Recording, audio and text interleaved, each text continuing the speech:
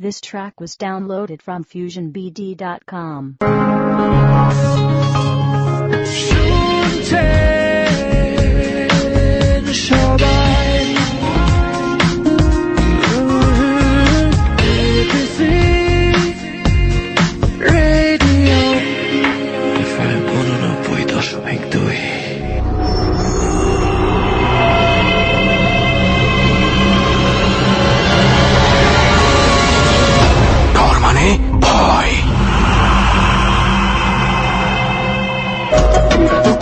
পৃথিবী অপার রহস্যময়, বিজ্ঞান সেই রহস্যের জট খুলছে প্রতিনিয়ত। আজ যা অনাবিষ্কৃত তা অবিশ্বাস্যও বটে। আমাদের ডর অনুষ্ঠানে যে ঘটনার মুখোমুখি আপনি হতে যাচ্ছেন তার যুক্তিসিদ্ধ উত্তর নেই। আমরা প্রতিদিনের জীবনে ভয় বা রহস্যকে যেভাবে স্থান দিয়েছি সেভাবেই এই অনুষ্ঠান আপনার কাছে জায়গা করে নিচ্ছে। এই অনুষ্ঠানের কোনো ঘটনাই সার্বজনীন নয়। ডর মানে ভয়। চমৎকার একটি ঠান্ডা আবহাওয়ায় আবারও শুরু হলো ডর এ সপ্তাহের মতো 11তম পর্বে আপনাদের সবাইকে স্বাগত জানাচ্ছি। আমি আরজে কিবরিয়া। আমার সঙ্গে রয়েছে বরাবরের মতোই হন্টেড প্লেস থেকে রেহান এবং সুমন, এবং সাউন্ডে রয়েছে লোবান। বাংলাদেশে এই প্রথম অধিভৌতিক একটি অনুষ্ঠান যেটা বিভিন্ন হন্টেড প্লেসে গিয়ে ধারণ করা হয়। প্রিয় শ্রোতা, আজকে আমরা ঢাকার খুব কাছাকাছি একটি হন্টেড প্লেসে গিয়ে ডর অনুষ্ঠানটিকে ধারণ করে প্রচার করছি। পুরো সপ্তাহব্যাপী ওখানে কাজ করেছে এবিসি রেডিওর টিম, এবং আমাদের সাথে ছিল বেশ কয়েকজন বন্ধু যারা তাদের জীবনের অধিভৌতিক ঘটনাগুলো ডরে বলতে চায়। ডর অনুষ্ঠানটি এমন একটি অনুষ্ঠান যেখানে এসে আপনি আপনার জীবনের ঘটে যাওয়া নানা ভৌতিক ঘটনাগুলো বলতে পারেন। সেজন্য আপনাকে ফোন করতে হবে। আমাদের ফোন নাম্বারটি হচ্ছে 09613892 আমি আবার বলছি 09613892 এ সপ্তাহে আমরা ডরে প্রথমবারের মতো একজন মেয়ে বন্ধুকে হন্টেড প্লেসে নিয়ে গিয়ে তার জীবনের অধিভৌতিক ঘটনাগুলো আপনাদের সামনে তুলে ধরার চেষ্টা করেছি। সুতরাং যাদের সংশয় ছিল এখানে মেয়েরা অংশগ্রহণ করতে পারবে কিনা, আমরা আপনাদের সম্পূর্ণ নিরাপত্তা নিশ্চিত করে বলতে পারি এখানে ছেলে এবং মেয়ে বন্ধু সবারই সমান অধিকার রয়েছে। কারণ ডর টিমে থাকে এবিসি রেডিওর বেশ কিছু অ্যাক্টিভ মেম্বার যারা এই অনুষ্ঠানের পেছনে গুরুত্বপূর্ণ ভূমিকা পালন করে থাকে। সুতরাং নিরাপত্তার ব্যাপারে কোনোই সমস্যা নেই। প্রিয় শ্রোতা, আমরা শুরু করছি ডরের 11তম পর্ব।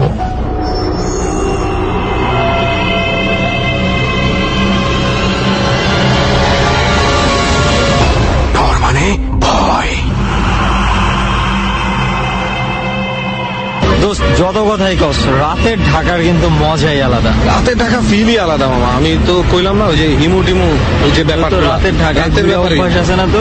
আবার কয় আমি তো হেভি হিমু হইতে চাইতাম একটা টাইমে, বুঝছো? পরে পুলিশের কাছে ধরা মরা খায় বাদ দিয়ে দিচ্ছে। ধরা গেছে আবার কয় আমিও ধরা গেছি। এখন তো মনে করো এই যে এবিসির কার্ড আছে পকেটে, লেগে পাইছে যেমন আমরা, ঠিক আছে।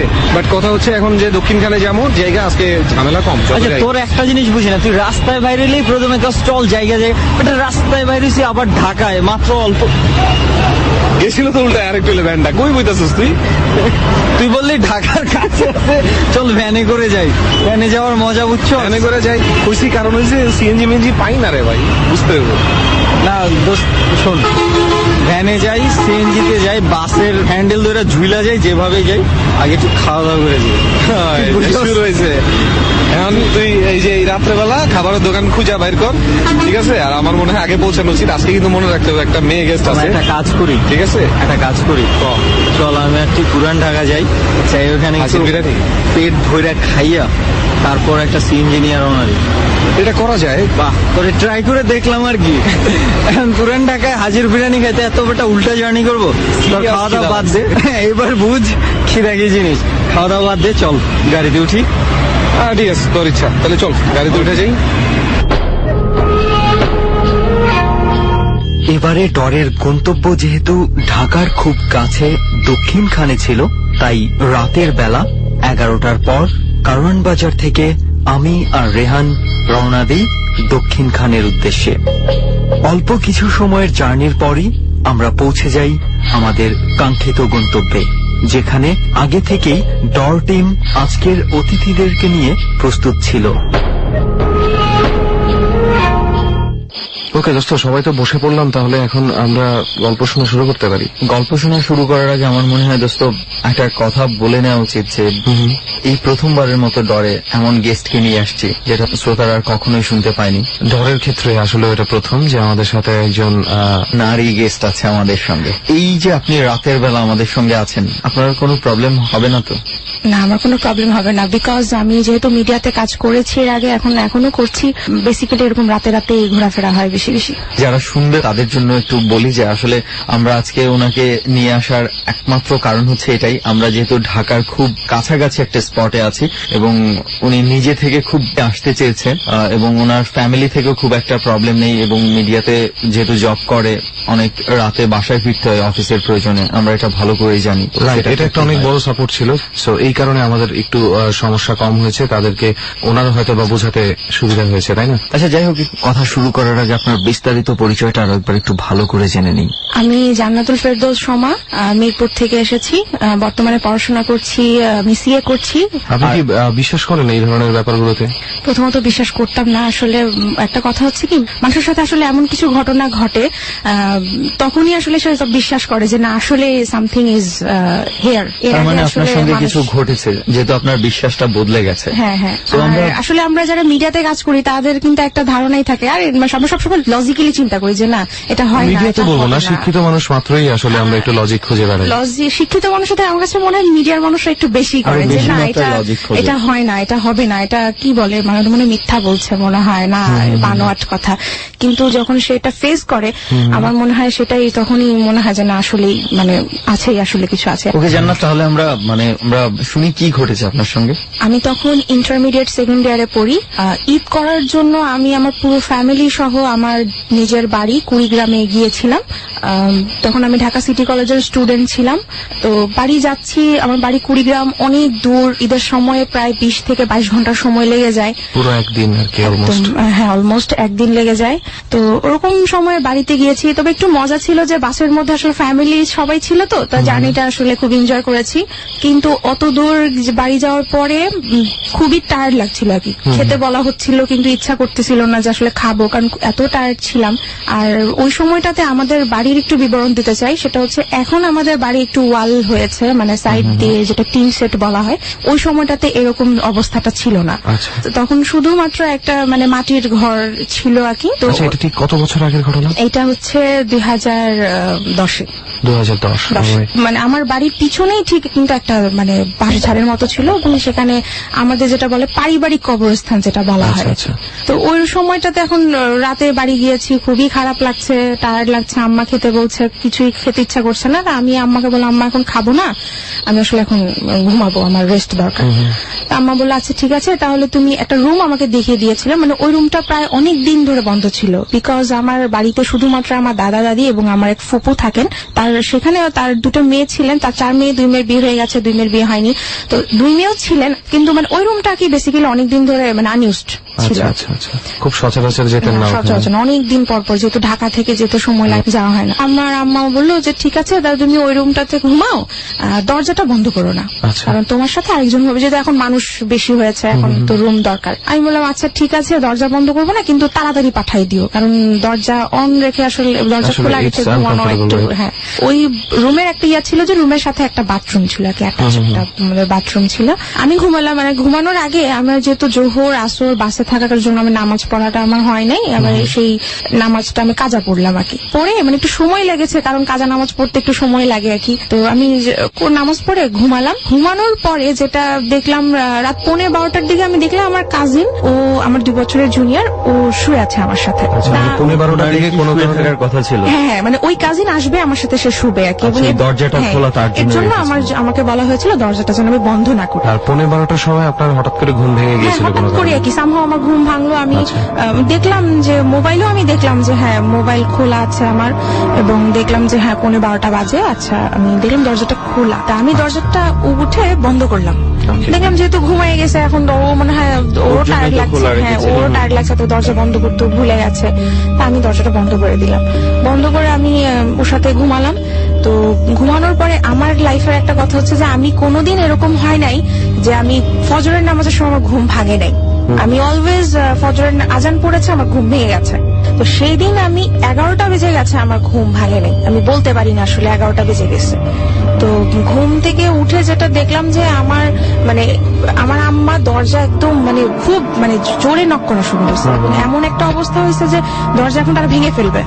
তা আমি এরকম ঘুম থেকে উঠে দেখলাম যে দরজা এরকম খুব জোরে জোরে নক হচ্ছে। নক হওয়ার পরে আমার কাজিনটাও আমার পাশে নেই, আমি বললাম ও হয়তো ওয়াশরুমে গেছে আর কি। আমি আর তো খেয়াল করি না যে সে ওয়াশরুমে গেছে কি যায় নাই, ও কোথায় গেছে, কারণ আমি তো দেখেছি দরজা লক করা। তো ও যদি বাইরে যায় তাহলে অবভিয়াসলি দরজাটা আমার খোলা থাকবে।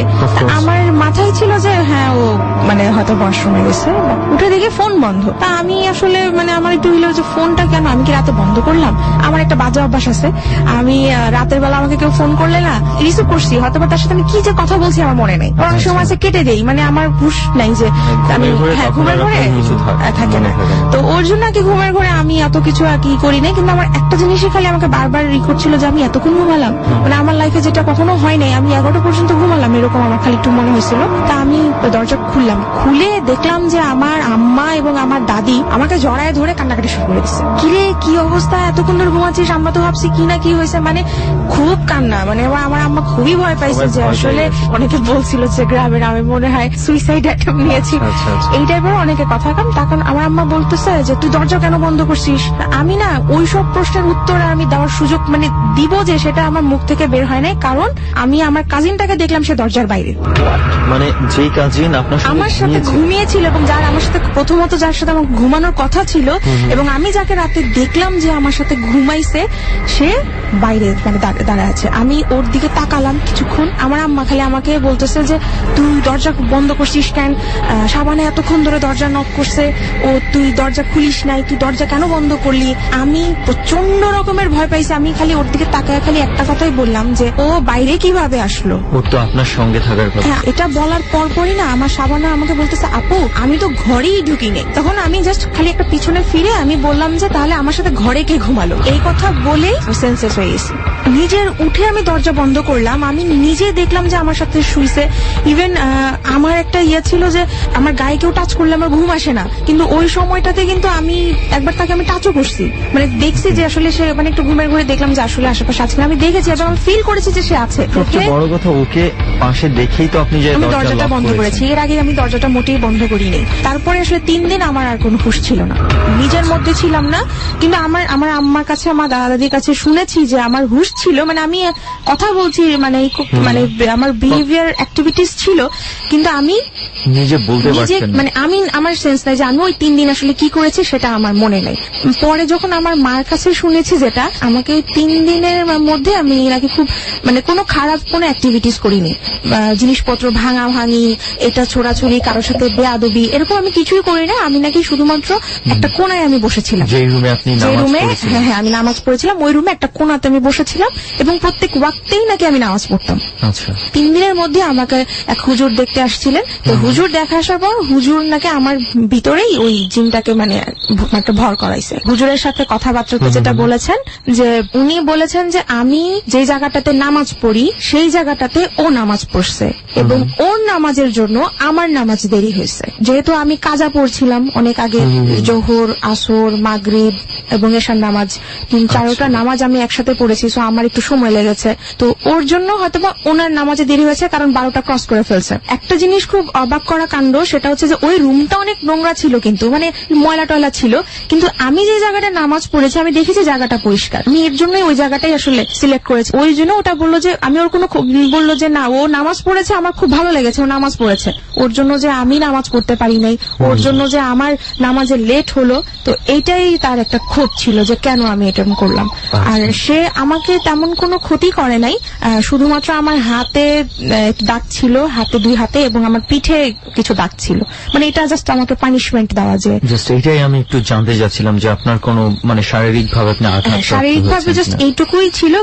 এবং আমার হুজুরও আগে বলেছিলেন যে আমার আম্মাকে যে না ওর কোনো প্রবলেম হবে না, কারণ এটা ভালো জিন ছিল ও নামাজ। হ্যাঁ, সেজন্য হয়তো পানিশমেন্টের মাত্রাটাও এরকম ছিল। এবং আমি যেটা শুনেছি যে আমি কোনো পাগলামি করি নাই, এটা নিয়ে আর কোনো ধরনের কোনো এটার প্রবলেম পরে হয়েছে যেটা প্রবলেম হয়েছে যে আচ্ছা, আমি আগে তার আগে একটা প্রশ্ন করতে চেয়েছিলাম, সেটা হচ্ছে যে এরপরে আপনি আর কতদিন ছিলেন কুড়িগ্রামে? কুড়িগ্রামে আমি ঈদ করে তারপর আসছি, করে কিন্তু আমি তারপরে বেশি আসেন। আমাদের এই প্ল্যান ছিল ওই না। রুমটা থেকে আর ছিলেন না না, আমি ওই রুমটাতে আমাকে আর কখনো যেতে দেয়নি। কাজিন বা অন্য কেউ ওই রুমে গেছিল? ওই রুমে আর কেউ ছিল না, বাট তারপরে যখন আমরা নতুন করে এখন আবার বাড়িটা আমাদের নতুন করে বাড়ি বানানো হয়েছে, এখন আমাদের আর কি পুরো বাড়িটাই আর কি বন্ধ করে দেওয়া হয়েছে। তো অনেক হুজুর যেটা বলেছিলেন যে হয়তোবা অনেকদিন বন্ধ থাকার কারণে এরকম থাকে, আমরা জানি না আসলে শিওর। 40 দিন নাকি একটা জায়গা মানে বন্ধ থাকলে সেখানে নাকি মানে এসব জিনিস, জিন বলেন, ভালো জিন, খারাপ জিন বা যাই বলেন, ওর নাকি এরকম ওখানেই নাকি তারা স্টে করার একটা সুযোগ পায়। তারা তো নিশ্চয়ই চাবে না সর্বক্ষণ আমাদেরকে ডিস্টার্ব করতে বা আমাদের আশেপাশে থাকতে। তো এরপরে আমি কিছু ফিল করতাম, আমাকে ধরা হয়েছিল বুধবার দিন রাতে।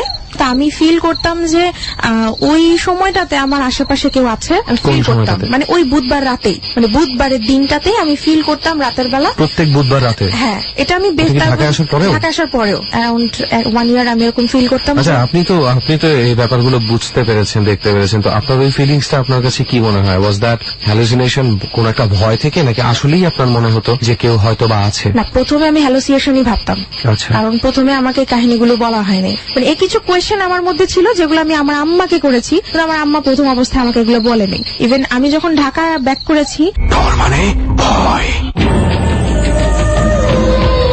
বিরতির সময় হয়ে গেছে, আপনারা শুনছেন ডর, এবিসি রেডিও FM 89.2 এ। আমরা 3 মিনিটের ছোট্ট একটা বিজ্ঞাপন বিরতি নিচ্ছি, ফিরে আসবো ঠিক 3 মিনিট পর। ডর FM 89.2। এই প্রথম বাংলাদেশে তৈরি আবহাওয়া উপযোগী ফ্রিজ নিয়ে এলো যমুনা ইলেকট্রনিক্স। মনোমুগ্ধকর design, 6 layer PVC coating glass door, tempered glass shell, moisture vegetable case আর মাল্টিপল ড্রয়ার খাবারকে রাখে সতেজ ও দুর্গন্ধমুক্ত। সেরা কুলিং পারফরমেন্স, দীর্ঘক্ষণ লোডশেডিংয়েও খাবারকে রাখে তরতাজা। হাই এফিসিয়েন্সি কম্প্রেশন, ভিতরের তাপমাত্রাকে সঠিকভাবে করে নিয়ন্ত্রণ। সাশ্রয় করে 65% বিদ্যুৎ। দেশের জন্য যমুনার পণ্য।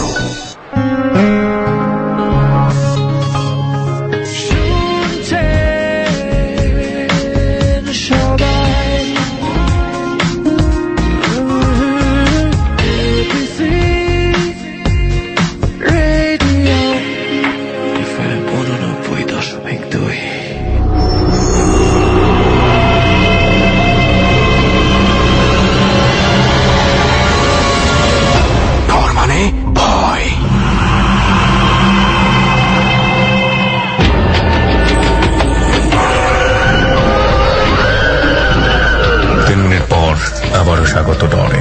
এই পর্যায়ে আপনাদের সবাইকে ডরের রেসিপিটা একটু মনে করিয়ে দিচ্ছি।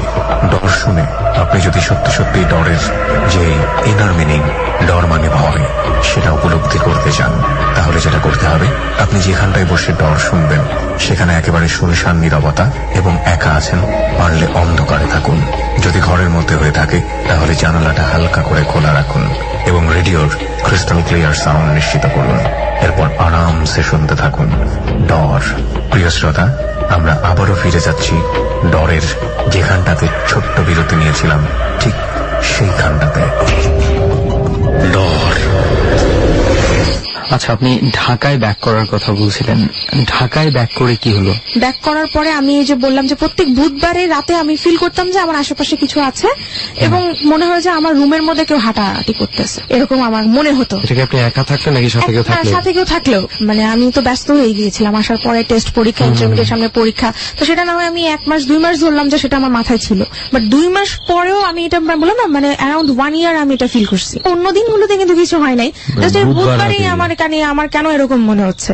এর মধ্যে আমার আম্মা আমাকে একটা তাবিজও দিয়েছিলেন, আমি মানে বাম হাতে এটা পড়তাম এবং আমি অনেক সময় আছে যে ছোট যে কোরআন শরীফ গুলো আছে ওগুলো আমি আমার সাথে নিয়ে বসে থাকতাম, ঘুমায় থাকতাম, যে না আমাকে যদি ধরে, আমাকে যদি এরকম হয়। এটা নিয়ে এরপরে আর আপনি কোনো ধরনের কোনো প্রবলেম? 1 বছর পরে আমার সাথে আর কোনো রকমের কোনো প্রবলেম হয়নি। ওকে, 1 বছর পর কি আপনি ফাইনালি মুক্তি পেয়ে গেছেন এইসব ঘটনা থেকে, নাকি আরো কিছু ঘটেছে? আর একটা কাহিনী ঘটেছে, সেটা হচ্ছে রিসেন্ট এই বছরে আগস্টে আমি আমার নানা বাড়ি গিয়েছিলাম। আমার নানা বাড়ি কত বছরের গ্যাপ হয়ে গেল তখন থেকে? ইন্টারমিডিয়েট 10 সাল আর এখন হচ্ছে 14। 4 ইয়ার্স। আচ্ছা 4 ইয়ার্স আমি আমার নানা বাড়ি গিয়েছিলাম। আমার নানা বাড়ি সিলেট, আমি একাই গিয়েছিলাম আর কি। আমি পৌঁছাতে কি বিকালে, আমি যেহেতু দুপুরের গাড়িতে উঠেছি, 4-5 ঘন্টা সময় লাগে। সিলেট হবিগঞ্জ জায়গাটা কি, হবিগঞ্জ। তো ওখানে আমি গেলাম, বিকাল হয়ে গেছে। তো আমার এক নানা কি বাড়ির পাশের বাড়িতেই থাকে, উনি যে কোদাল দিয়ে মানে জমিটাকে করছিলেন, হয়তো কিছু একটা বুনবে, হ্যাঁ কিছু একটা বুনবে এরকম। অ্যাকচুয়ালি আমার দুঃসম্পর্কের নানা, মানে আমার পাশের বাড়ির নানা আর কি। সে আমাকে দেখে খুব মজা করে বললো যে কি অবস্থা নাতিন, এতদিন পর ঢাকা থেকে আসলা, এতদিন পর নানুদের কথা মনে হলো। আমি বললাম আচ্ছা ঠিক আছে নানা, আমি আসছি, আপনি যায়েন, বাড়ি যায়েন। তো উনি ওনার বাড়িটাকে এখন একটু আপগ্রেড করছেন। তো যেহেতু বাড়ি বানাচ্ছেন, তো ভাঙা ঘর, অনেক কিছুই এলোমেলো, ওয়াশরুম রেডি হয় নাই, এটা রেডি হয় না, ওটা রেডি হয় না, অনেক কিছুই আর কি।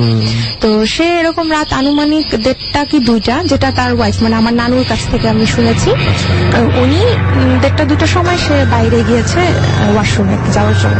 তো যেখানে গিয়েছিল তার বাড়ি, তার ঘরের পাশে একটা তেঁতুল গাছ ছিল। তেঁতুল গাছের থেকে উনি যেখানে গিয়েছিলেন ওয়াশরুমে, সেটা থেকে দূরত্ব হচ্ছে প্রায় 5 থেকে 7 মিনিট। আমি হেঁটে যেতে গেলেও আমার 5 থেকে 7 মিনিট, মোটামুটি ভালোই। আমি আসলে ঠিক বুঝিনি এটা, একটু আরেকবার একটু শুনতে চাচ্ছি। উনি যেখানে রাতের বেলা গিয়েছিল ওয়াশরুমে যাওয়ার জন্য, সেটা বাইরেই গিয়েছিল। তো যেখানে উনি গিয়েছিল মানে ওয়াশরুমে আর তেঁতুল গাছটা, এই দুইটার ডিস্টেন্স হচ্ছে প্রায় 5 মিনিট হেঁটে যেতে, 5 থেকে 7 মিনিট লাগে। তেঁতুল গাছটা এটা অনেক বছর আগে থেকে, এবং আমিও এটা অনেক বছর ধরে রেখেছি। তো উনি তেঁতুল গাছের থেকে ভালোই দূরত্ব, সে ওখানে ওয়াশরুমে গেল, কিন্তু সে মানে সে করতে পারেনি কিছু। মানে সে তাকে, মানে সে যেটা তার ভাষ্য অনুযায়ী শুনেছে তার ওয়াইফের, তাকে নাকি কেউ ধাক্কা দিয়ে ঘরের ভিতর এমন জোরে ধাক্কা দিয়ে মানে তাকে ফেলে দেওয়া হয়েছে। তার হাতে কিন্তু ওই যে মানে বদনাটা ছিল আর কি, পানিটা পড়ে গেছে, এবং সে ধাক্কা দিয়ে এসে তার রুমে, মানে তাকে রুমে ফেলে দেওয়া হয়েছে। পিছন থেকে আমাকে যদি কেউ পিছনে ধাক্কা দেয়, আমি কিন্তু এরকম মানে ব্যালেন্স করতে না পারলে কিন্তু আমি পড়ে যাবো। রুমে ফেলে দিয়েছে, যেখানে গিয়েছিল সেখান থেকে তাকে ধাক্কা মারতে মারতে নিয়ে এসে রুমের ভিতরে জোরে ধাক্কা দিয়ে তাকে ফেলে দেওয়া হয়েছে। ওখানে তাকে ধাক্কা নিয়ে আসা হয়েছে, এবং সে ওখানে যখন পড়ে গেছে, পড়ে যে ওনার ছেলেকে ডাক দিয়ে বলল যে তোর মা তো আমাকে ওখানে আমাকে করতেই দিল না, আমাকে সে ধাক্কা দিয়ে নিয়ে, মানে ধাক্কা দিয়ে এখানে নিয়ে এসেছে, এবং আমি অনেকক্ষণ ধরে বলতেছি আমাকে কেন ধাক্কা দেওয়া হচ্ছে, কিন্তু সে আমার কোনো কথারই উত্তর দিচ্ছে না, কিন্তু আমাকে সে খালি ধাক্কা দিচ্ছে। তো সে ওখানে পড়ে যাওয়ার পরপরই কিন্তু সে ওখানেই সে মানে ওয়াশরুমটা সেরে দিয়েছে আর কি। এবং ওটার সাথে সাথে তার ডান দিকটা প্যারালাইজড হয়ে যাচ্ছে, এবং তার কথা আপছাপ চলে যাচ্ছে। হ্যাঁ, এবং অলরেডি কিন্তু বাড়ির মধ্যে একটা হাওমাও সিচুয়েশন শুরু হয়ে গেছে। আমাদের বাড়ি থেকে লোকজন, আমার নানা ভাই দৌড়ায় চলে গেছেন, এবং আমরা ওই সময় মানে সজাগ ছিলাম না, কিন্তু আমার নানা ভাই যখন আমার ডাকটাকে চিৎকার চেঁচামেচি, আমরা সবাই মোটামুটি উঠে গিয়েছি, কিন্তু আমি আর আমার নানু আপু যাইনি একই, যে আমরা এখন যাবো না, রাত হয়ে গেছে। আমার নানা ভাই গিয়েছেন, তো ডাক্তারের কাছে নিয়ে যাওয়া হয়েছে। ওই সময় রাতেই সিএনজি নিয়ে ডাক্তারের কাছে নিয়ে যাওয়া হয়েছে। আচ্ছা, যার সঙ্গে ঘটনাটা ঘটেছে তিনি কি আপনার আপন নানা? ঘটনাটা ঘটেছে অ্যাকচুয়ালি আমার দুঃসম্পর্কের নানার সাথে, মানে আমার পাশের বাড়ির নানা আর কি। তো ওই সময়টাকে যেহেতু ওই নানার সাথে এরকম একটা কাহিনী ঘটার পরে বাড়িতে একটা মানে হাওমাও একটা কাওয়াজ শুরু হয়ে গেল। আমার যিনি নানা ভাই আর কি, আমার নানা ভাই পাশের বাড়ির এরকম চিল্লাপাল্লা শুনে সে ওখানে গিয়েছে, যে দেখা যায় এই অবস্থা, যে সে আবুল তাবুল কথা বলছেন, তার প্যারালাইজড মতো একটা অবস্থা সিচুয়েশন ক্রিয়েট হয়েছে। সে তখন সিএনজি নিয়ে মানে হাসপাতালে গিয়েছে। ডাক্তাররা বলেছেন যে প্রেশার হাই হয়ে গেছে, স্ট্রোক করেছে, মানে মেডিকেল সায়েন্সে আসলে যে ধরনের সিমটম মনে হয়েছে সেগুলোই বলেছে আর কি। তো বলার পরে এখন আমরা একটা জিনিস জানি যে গ্রামের মানুষরা আসলে যতই মেডিকেল ডাক্তার দেখাক না কেন, এটা হয়েছে ওটা হয়েছে, তারপরেও কিন্তু তারা সেই আগের যে চিন্তাধারা সেই ধারাতেই আছে, যে এরকম একটা অস্বাভাবিক কোনো কাহিনী দেখলেই মনে করে যে অথবা খারাপ জিন ধরেছে বা কিছু একটা সে দেখেছে। তো তারপর তাদের আসলে মনের শান্তির জন্য তো ওই দিন রাতে তো আর কিছু হয় নাই, পরের দিন সকালবেলা একটা হুজুরকে নিয়ে আসা হয়েছে। আমরা দেখেছি আর কি, আমি দেখেছি ওই দুঃসম্পর্কের নানাকে, আমি দেখলাম যে সে একটা একটা দিকে তাকিয়ে আছে এবং সে মানে আবল তাবল করে মা চাচি এরকম কিছু কথা বলছে, মানে সে বিছানায় শোয়ানো অবস্থায় সেই বলছে যে তাকিয়ে সেটা বলেছে। তো আমার যেটা মনে হয়েছে যে সে হয়তো বা তার মা অথবা সে তার চাচিকে দেখছেন এবং হাত দিয়ে ইশারা করছেন যে সে দেখছেন, ওদিকে বলছে হ্যাঁ মা আম্মা, আবার আরেক দিকে তাকে বলছেন না চাচি, যে বসে বসে এরকম করে সে বাচ্চা মানুষের মতো যেভাবে বাচ্চারা যখন নতুন কথা শিখে সেরকম করে সে কথা বলছে আর কি। তো প্রথম এটা দেখার পরে এখন হুজুর দেখলাম যে একজন হুজুর আসছেন, তো হুজুর একটু তেল পড়া দিলেন, পানি পড়া দিলেন, তাবিজ লিখে দিলেন, বললেন যে হ্যাঁ ঠিক হয়ে যাবে। সে 1700 না 2000 টাকাও সে নিলে নাকি, কিন্তু কিছুই হয় নাই। তো না হওয়ার কারণে আমারও কেন জানি মনে হয়েছিল যে না আসলে মেডিকেল সায়েন্সে যেটা বলছে সেটাই আসলে কারেক্ট, তাকে আসলে হসপিটালাইজড করা উচিত, যেভাবেই হোক তাকে সিলেটে নিয়ে যাওয়া উচিত। আমি এটা অবশ্য আমি বলেছিলাম আমার ওই দুঃসম্পর্কের নানার ওয়াইফকে, বলেছিলাম যে নানু এই আসলে এগুলো হুজুর দিয়ে হবে না। আর হুজুর যেভাবে বলেছেন কনফিডেন্টলি যে না এটা ঠিক হয়ে যাবে, বাট ঠিক তো হচ্ছে না, উল্টা মাঝখান দিয়ে তুমি 2000 টাকা তাকে দিলা, তো দরকার নাই, তুমি মানে যেভাবেই হোক এটা তুমি ম্যানেজ করো, হসপিটালাইজড করো। তো এখন একবার তারাও ভাবছেন যে হয়তো বা আসলে এটা মানে মেডিকেলেরই কিছু প্রবলেম। কিন্তু একটা জিনিস হচ্ছে যে আমার নানা ভাই যেটা, তিনি বারবারই বলছেন যে আচ্ছা এটা বুঝলাম, এটা যদি আসলেই মেডিকেলি কোনো প্রবলেম হয় তাহলে তো সে যে বারবারই একটা ঘরে যখন সে ধাক্কা দিয়ে পড়লো তখন কিন্তু সে একটা কথা বলেছিলেন যে আমাকে তোর মা ওখান থেকে ধাক্কা মারতে মারতে কিন্তু নিয়ে আসছে, সে আমাকে ওখানে প্রস্রাব করতে দেয়নি। কার মা সেটা? মানে সেটা হচ্ছে ওনার ওয়াইফ, ওনার ওয়াইফের রূপ ধরে এবং ওনার ছেলেকে সেই কথাটা বলতেছিলেন যে তোর মা আমাকে ধাক্কা মেরে মেরে এখানে নিয়ে আসছেন। তো এই কথাটা আমার নানা বললো যে তাহলে এই কথাটা কেন বললো সে? কিন্তু ওনার ওয়াইফ তো সেটা করেনি। ওনার ওয়াইফ কিন্তু ঘরে, এবং ওনার ছেলে কিন্তু বলতেছিল যে আব্বা আম্মা তো যাই নাই, আম্মা তো ঘরে, এবং ওনার ওয়াইফও কিন্তু ওনাকে বলতেছে কি হয়েছে আমি তো যাই নাই ওখানে। তার অবস্থা দেখলাম যে সে খারাপই যাচ্ছে আর কি, খুব খারাপ হচ্ছে। এখন ডাক্তার একজনকে নিয়ে আসছেন, ডাক্তার ওই একই কথা যে হ্যাঁ তার সে স্ট্রোক করছে, বলছে সে ব্রেন স্ট্রোক করছে, এর জন্য তার ডান সাইড প্যারালাইজড হয়ে গেছে। আবার মাঝখান দিয়ে আরেকটা কাজ হয়েছে যে তার বাম পাটাও সে নাড়াতে পারছিলেন না। তো এখন ফাইনালি একটা হলো যে আচ্ছা ঠিক আছে তাকে একটু হসপিটালাইজড করা হবে, এরকম সিলেট ওসমানী মেডিকেল কলেজে তাকে নিয়ে যাওয়া হবে। তো ওই সময়টাতে পাড়ার একটা আন্টি উনি বললেন যে আচ্ছা এরকম একটা হুজুরকে আমি চিনি, উনি মোটামুটি একটু ভালো, ওনাকে যদি একটু নিয়ে আসা হয়। তো প্রথমে আর কি আমার যে নানা অসুস্থ সেই নানার ওয়াইফ রাজি হন নাই যে না একবার এক হুজুরকে 2000 টাকা দিছি, সে কিছুই করতে পারে নাই। আমিও বলেছি যে না আসলে এটা মেডিকেলেরই প্রবলেম। উনি প্রেশারাইজ করার কারণে আচ্ছা ঠিক আছে সেই হুজুরকে কল করা হলো। তো সেই হুজুর আসার পরে হুজুরটা অনেক ছোট, মানে আমার যেটা মনে হয়েছে যে তার বয়স 14 কি 15 বছর বয়স, সে হয়তো বা কিছুদিন আগে হাফিজি পাশ করেছে এরকম হুজুর আর কি। সে আসার পরে সে প্রথম কথাই ঘরে ঢুকেও নাই, প্রথম কথাই সে আমার নানা ভাইকে সে বললো যে আচ্ছা মানে রোগীর মানে ওই অসুস্থটা কোথায়, মানে উনি কোথায় আর কি কিছু দেখেছেন, কোন জায়গাটা এরকম দেখেছে। তা আমার নানা ভাই তাকে নিয়ে গেছে ওই জায়গাটা, স্পটে নিয়ে গেছে। সে আমিও দেখলাম যে সে মাপলো, হেঁটে হেঁটে দেখলো যে জায়গাটায় সে কিছু দেখেছে এবং তেঁতুল গাছের দূরত্বটা সে একটু দেখলো। দেখার পরে সে তেঁতুল গাছের চারপাশে একটু মানে 10-15 মিনিট সে টাইম স্পেন্ড করলো এবং সে যে জায়গাটায় সে বলেছে আমি দেখেছি সেই জায়গাটায় সে কিছুক্ষণ থাকলো। থাকার পরে সে কিছুই বলে নাই, চুপচাপ সে সবগুলো অবজার্ভ করলো। তার অবজারভেশন শেষে সে আস্তে আস্তে তার ঘরের দিকে আসলো, এবং ঘরের দিকে আসার পরে যে নানা আমার অসুস্থ উনি কেন জানি উনি একটু কেঁপে উঠলো, প্রচন্ড পরিমাণ তার শরীর শেক করলো। শেক করার পরে সে এখন বলতেছে যে বিছানার পাশে, সে বিছানার কোনার দেখাচ্ছে যে আম্মা, বিছানার ওনার আম্মা বসে আছে। মারা গেছেন অনেক আগে মারা গেছেন। তো উনি বিছানার একটা কোনায় হাত দিয়ে দেখাচ্ছেন আম্মা, কেউ কিছু দেখতে পারছে না। তো হুজুরটা এসে যেটা করলো ওনার মাথায় হাত বুলালো, মাথায় হাত বুলানোর পরে উনি দেখলাম যে আমার নানা অসুস্থ, উনি দেখলাম যে একটু কোয়াইট হলো, একটা যে অস্থিরতা ছিল তার মধ্যে সেই অস্থিরতাটা সে নাই, সে একটু কোয়াইট হলো। কোয়াইট হয়ে যাওয়ার পরে তার মাথায় হাত বুলাচ্ছে এবং তাকে দোয়া পড়ে তাকে ফু দেওয়া হচ্ছে।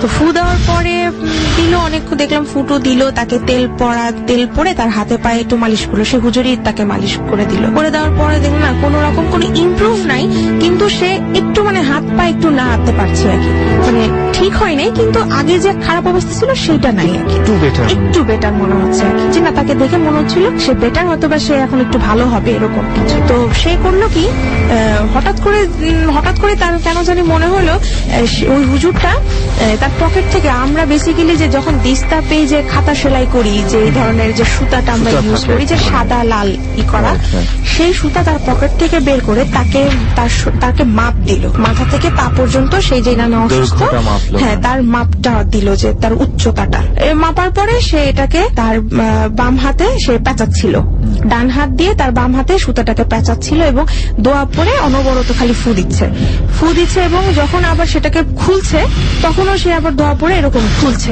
তখন আবার তাকে মাপলো, মেপে দেখলো যে আমাদের যে 1 বিঘা যেটা আমরা বলি হাতের, ওই 1 বিঘা সুতা কম। আচ্ছা, যেই পরিমাণ প্রথমে মাপতে হয়েছিল সেই পরিমাণ সুতা যখন পেঁচিয়ে আবার খোলা হয়েছে তখন কমে গেছে 1 বিঘা সুতা কম। আমার কাছে মনে হলো যে একবার মনে হয়েছে যে সে হয়তোবা এটা আসলে কিছু মানে ম্যাজিক্যাল কিছু, আমি ভাবলাম এরকমই কিছু একটা করে বা টাকা খাওয়ার জন্য এরকম কিছু একটা করছে। তো সে এরকম করে পরপর 2 বার মাপলে এবং 2 বারই সেম ওইটাই কম, তার সুতা কমে যাচ্ছে। ওকে, মানে প্রথমবার যে 1 বিঘা কমেছিল দ্বিতীয়বার আরো কমে গেছে। না, ওই 1 বিঘাতে কমে। আচ্ছা, ওই গ্যাপটা সবসময় মানে ওভারশিওর হওয়ার জন্য।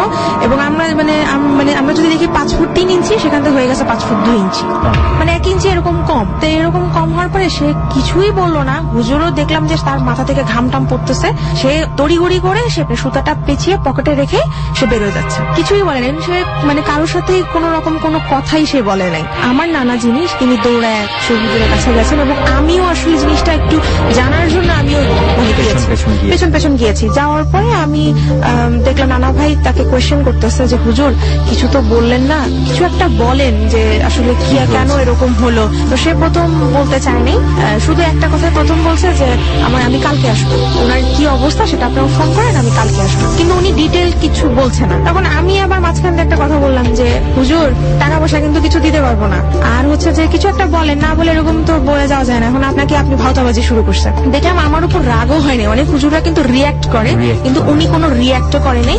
উনি জাস্ট শুধু আমার নানাকে একটা কথাই বললেন যে আপনাকেই বলি শুধুমাত্র, যেটা আপনি এখানে সবার মানে একটু বয়স্ক, উনি আর বাঁচবেন না, ওনার হায়াত কমে গেছে। এবং বারবার সে কিন্তু ওই সুতাটা মাপছিল যে আসলে তার মানে সে খারাপের দিকে যাবে না ভালোর দিকে যাবে, ইমপ্রুভ হবে কিনা, সেটা কিন্তু সেই করছিলেন নাকি, বারবার এটাই জাস্টিফাইড করছেন। বাই এনি চান্স উনি যদি ফজরের আজান পর্যন্ত বেঁচে থাকেন তাহলে আপনি আমাকে ফোন করবেন, আমি ওই অবস্থাতে আমি চলে আসবো। কিন্তু উনি বাঁচবেন না, উনি কিছু একটা দেখেছেন, এটা সত্যি, উনি কিছু একটা দেখেছেন, কিন্তু ওনার হায়াত শেষ, উনি বাঁচবেন না। আমি আবার তখন একটু মানে রেগে গেলাম যে হ্যাঁ আপনি এসব কি কথা বলেন, ডাক্তার এরকম সিওরিটি দিতে পারলো না, আর আপনি একটা মানুষের বাঁচা মরা আপনি সিওরিটি দিয়ে দিলেন যে হ্যাঁ সে মরে যাবে, সে থাকবে না। তো হুজুর খালি একটা কথাই আমাকে বললো, আমি কোনো বার্গেনিংও যেতে চাই না, আমি যেটা ফিল করেছি, আমি যেটা দেখেছি, সেটা আমার অবজারভেশনে এটাই আসছে এবং আপনি মিলিয়ে নিয়েন, এটাই হবে। আমি ওভার শিওর না, কিন্তু আমি 100%-এর মধ্যে 90% শিওর যে এটাই হবে। ডর মানে ভয়। আজ কিপ্রিয়া আরো একবার ফিরে এসেছি গল্পের এই জায়গাটিতে, আরো একবার বিরতির সময়। আমরা ফিরবো ঠিক 12:06। রাত গভীর হচ্ছে, শীতের রাত এবং ডর জমবে। আপনারা শুনছেন ABC রেডিও FM 89.2।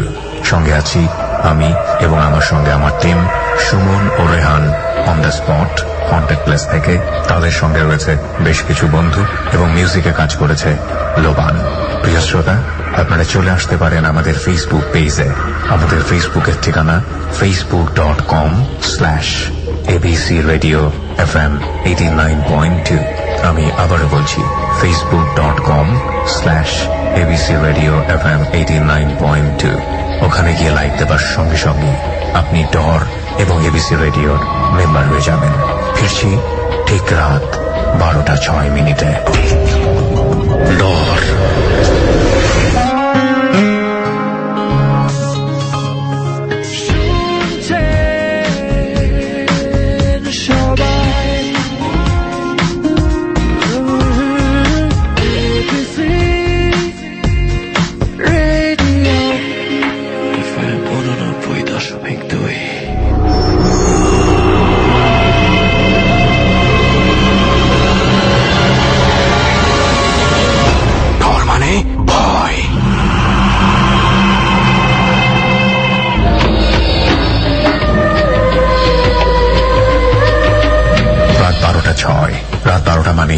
অন্যরকম একটা আবেদন, যেটা আমরা ডরে সবসময় বলে থাকি। ডর শুনছেন আপনি এবিসি রেডিওতে। আর যে কিপ্রিয়া আপনার সঙ্গে আছি আমার এই নতুন অনুষ্ঠানটি নিয়ে, যে অনুষ্ঠানটি বাংলাদেশের বিভিন্ন হন্টেড প্লেসে গিয়ে পুরো সপ্তাহব্যাপী রেকর্ড করা হয় এবং প্রচার করা হয় প্রতি বৃহস্পতিবার রাত 11:20 থেকে রাত 2 অবধি।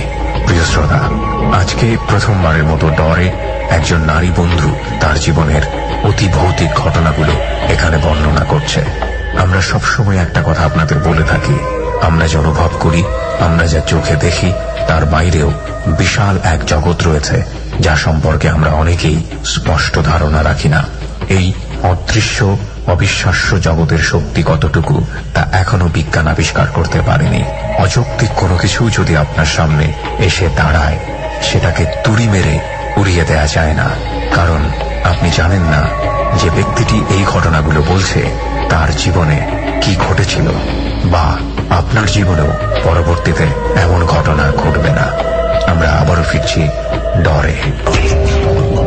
ডর।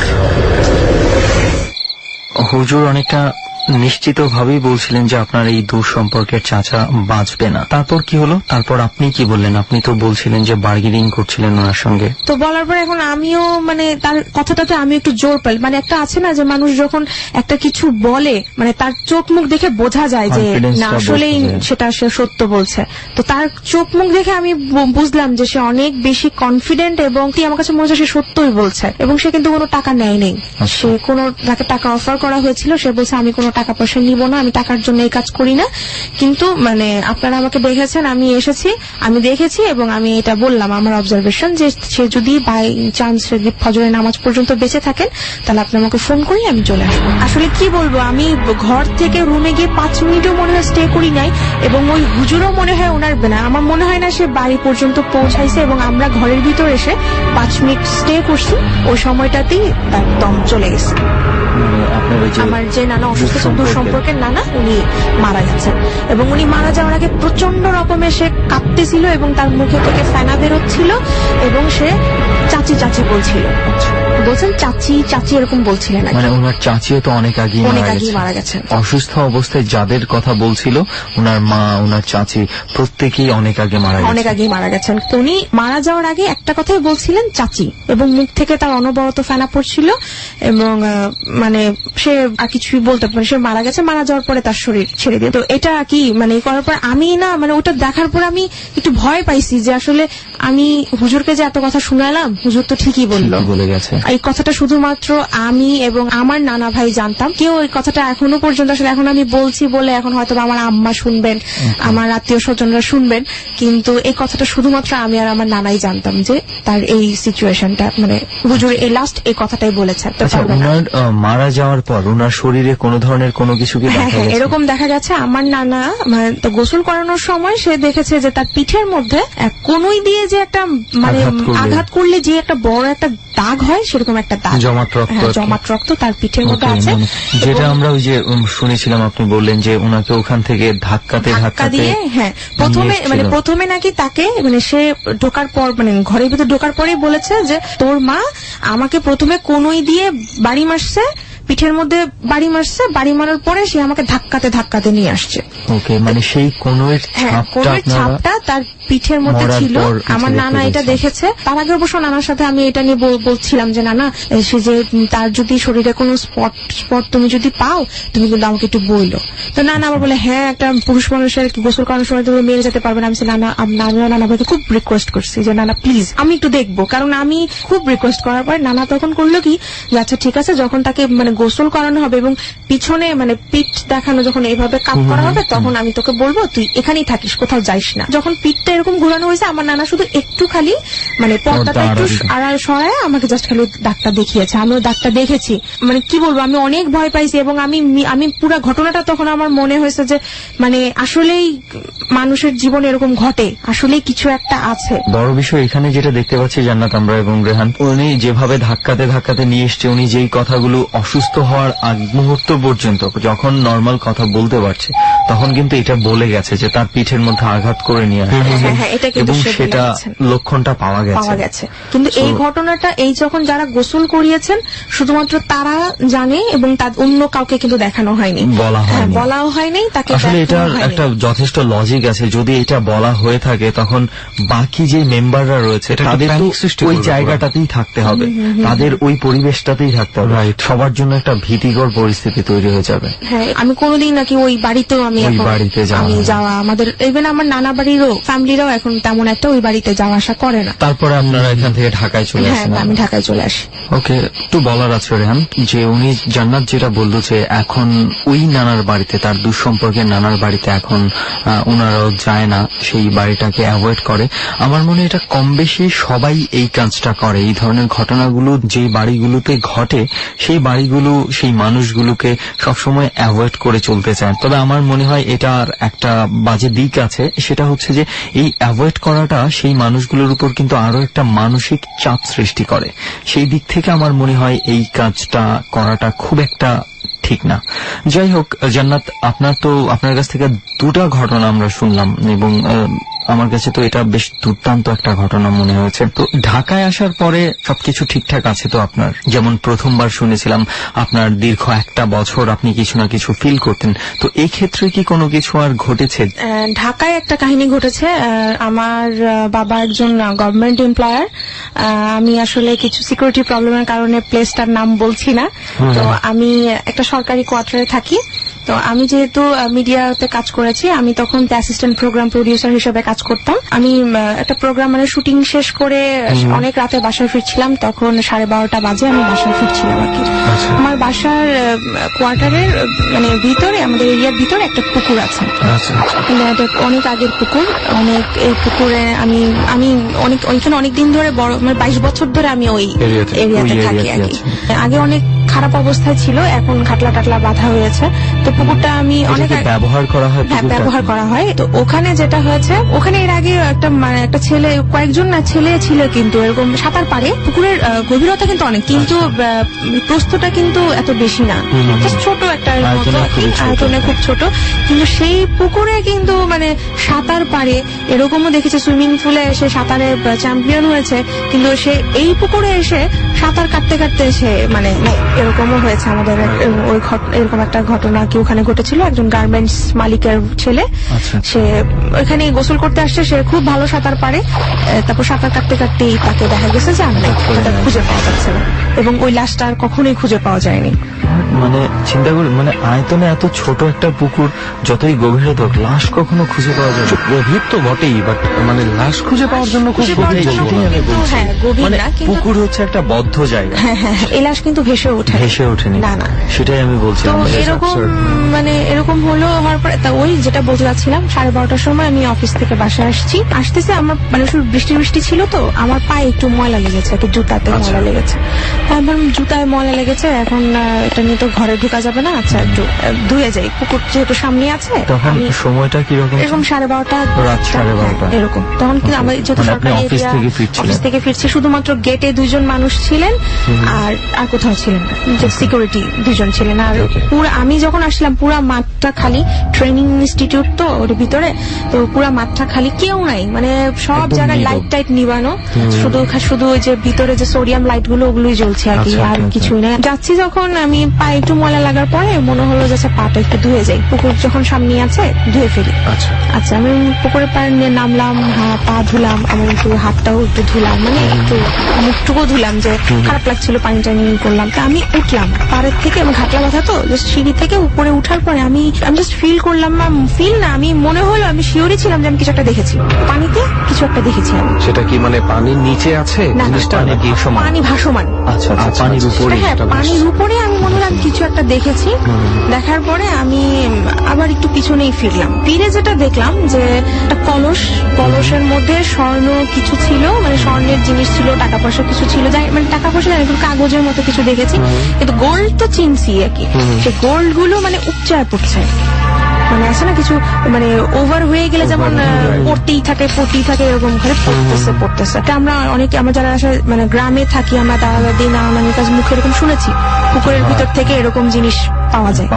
যেহেতু আমি এটা শুনেছি, আমিও আমার আত্মীয়-স্বজনের কাছে এরকম শুনেছি, তো আমি এটা দেখে না আমি একটু ভয় পাইছি যে আল্লাহ কি জানি কি এরকম দেখে আমি তাড়াতাড়ি করে মানে জাস্ট পুকুর থেকে উপরে আমি রাস্তায় আসবো। ঠিক ওই সময়টাতে আমার একটা বাতাস গেল আমার সাইড দিয়ে এবং আমার মনে হলো যে আমার কানে কানে কে জানি, আমি স্পষ্ট শুনছি আমার কানে কানে মানে বলতেছে যে তুই আমাকে নিয়ে যা, তুই জীবনে কখনো মানে গরিব হবি না, তোর অভাব হবে না, শুধুমাত্র তুই তোর প্রথম সন্তানকে আমাকে দিবি এবং তারপরে তুই আর কখনো মা হতে পারবি না, বিনিময়ে তাকে এটা আমার দিতে হবে, এই জিনিসটা নেওয়ার বিনিময়ে তাকে এটা দিব এবং সে আমি আর কখনো মা হতে পারবো না। কণ্ঠটা কেমন ছিল? কণ্ঠটা আসলে আমি মানে আসলে আমি এটা ওই সময়টা আমি মানে আইডেন্টিফাই করতে পারিনি পুরুষ নামে, মানে কিছু আমি শুনছি যে আমার কানে এসে কে জানি বললো, একটু কেমন জানি ফিস করে টাইপের বলা। না আমি এটা শোনার পরে আমার এখনো যে বলছি আমার কিন্তু পশম দাঁড়ায় যাচ্ছে, আমি এখনই বলছি এখনই আমার পশম দাঁড়ায় যাচ্ছে। আর তো ওই সময়টা আরো খুব ভয় পাইছি আমি, তা আমি তড়িঘড়ি করে কি মাথায় নিব কি করব না করব, আমি ওখান থেকে পুকুর পাড় থেকে রাস্তা দিয়ে আমি জোরে হাঁটা শুরু করছি। কারণ আমি এর আগে শুনেছি যে দৌড়ালে নাকি আরো বেশি ধরে, তো আমি দৌড়াও না এবং পিছনেও একবারও তাকাইনি।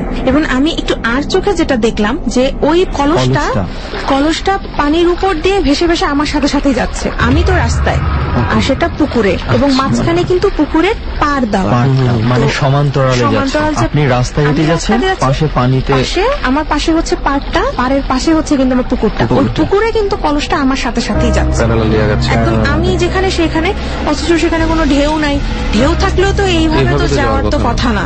তো এইভাবে আমি আর চোখে যেটা দেখলাম আমি তারপর দিয়েছি আমার এরকম আমি খুবই ভয় পাইছি যে আমার মন খালি মনে বলছিলাম যে যায় না কেন আমি এরকম খালি বলতেছিলাম আল্লাহ তুমি আমাকে বাঁচাও। পুকুরের পাশে মসজিদ আছে আমার বাসার কোয়ার্টারের পাশে, তখন দেখলাম যখন না এটা খালি যাচ্ছে আমি আর নিজেকে মানে মসজিদটা দেখে আমার তো সাহস হলো, আমি দৌড়ায় মসজিদে গেছি, যে যাওয়ার পরে আমি মসজিদে দাঁড়ায় তখন আমি পিছনের দিকে ফিরছি, পিছনে ফিরে দেখে যা কিছুই নেই। আমি তখন প্রচন্ড ঘামাচ্ছি, আমার ঘাম আমার মাথার হিজাব টিজাব আমার জামা কাপড় ভিজে যাচ্ছে, মানে ঘামে একদম অবস্থা খারাপ হয়ে গেছে। আমি দরজা খুলছি, দরজা নক করছি, আম্মা দরজা খুলছে, খোলার পরে আমি আর কিচ্ছু বলি নাই, ব্যাগটা রাখার পরে আমি মানে অজ্ঞান হয়ে গেছি। আমি ওই দিন রাতে আমার আম্মা মাথাটাতে পানি ঢালছে, আমি সেন্স আসছি, কিন্তু ওই দিন রাতে আমার আম্মা জিজ্ঞেস করছিলেন যে কি হয়েছে কি ব্যাপার, আমি কিছু বলি নেই, আমি না কিছু হয়নি। পরে আমি আমার আম্মাকে বলছি, পরে তারপর আমার আম্মা বললো এত রাত করে আইসো না, এই রাস্তা দিয়ে আইসো না। তারপরে আমি শুনেছি যে পুকুরকে নিয়ে নাকি এর আগে অনেক ঘটনা ঘটেছে, যারা অনেক দিন ধরে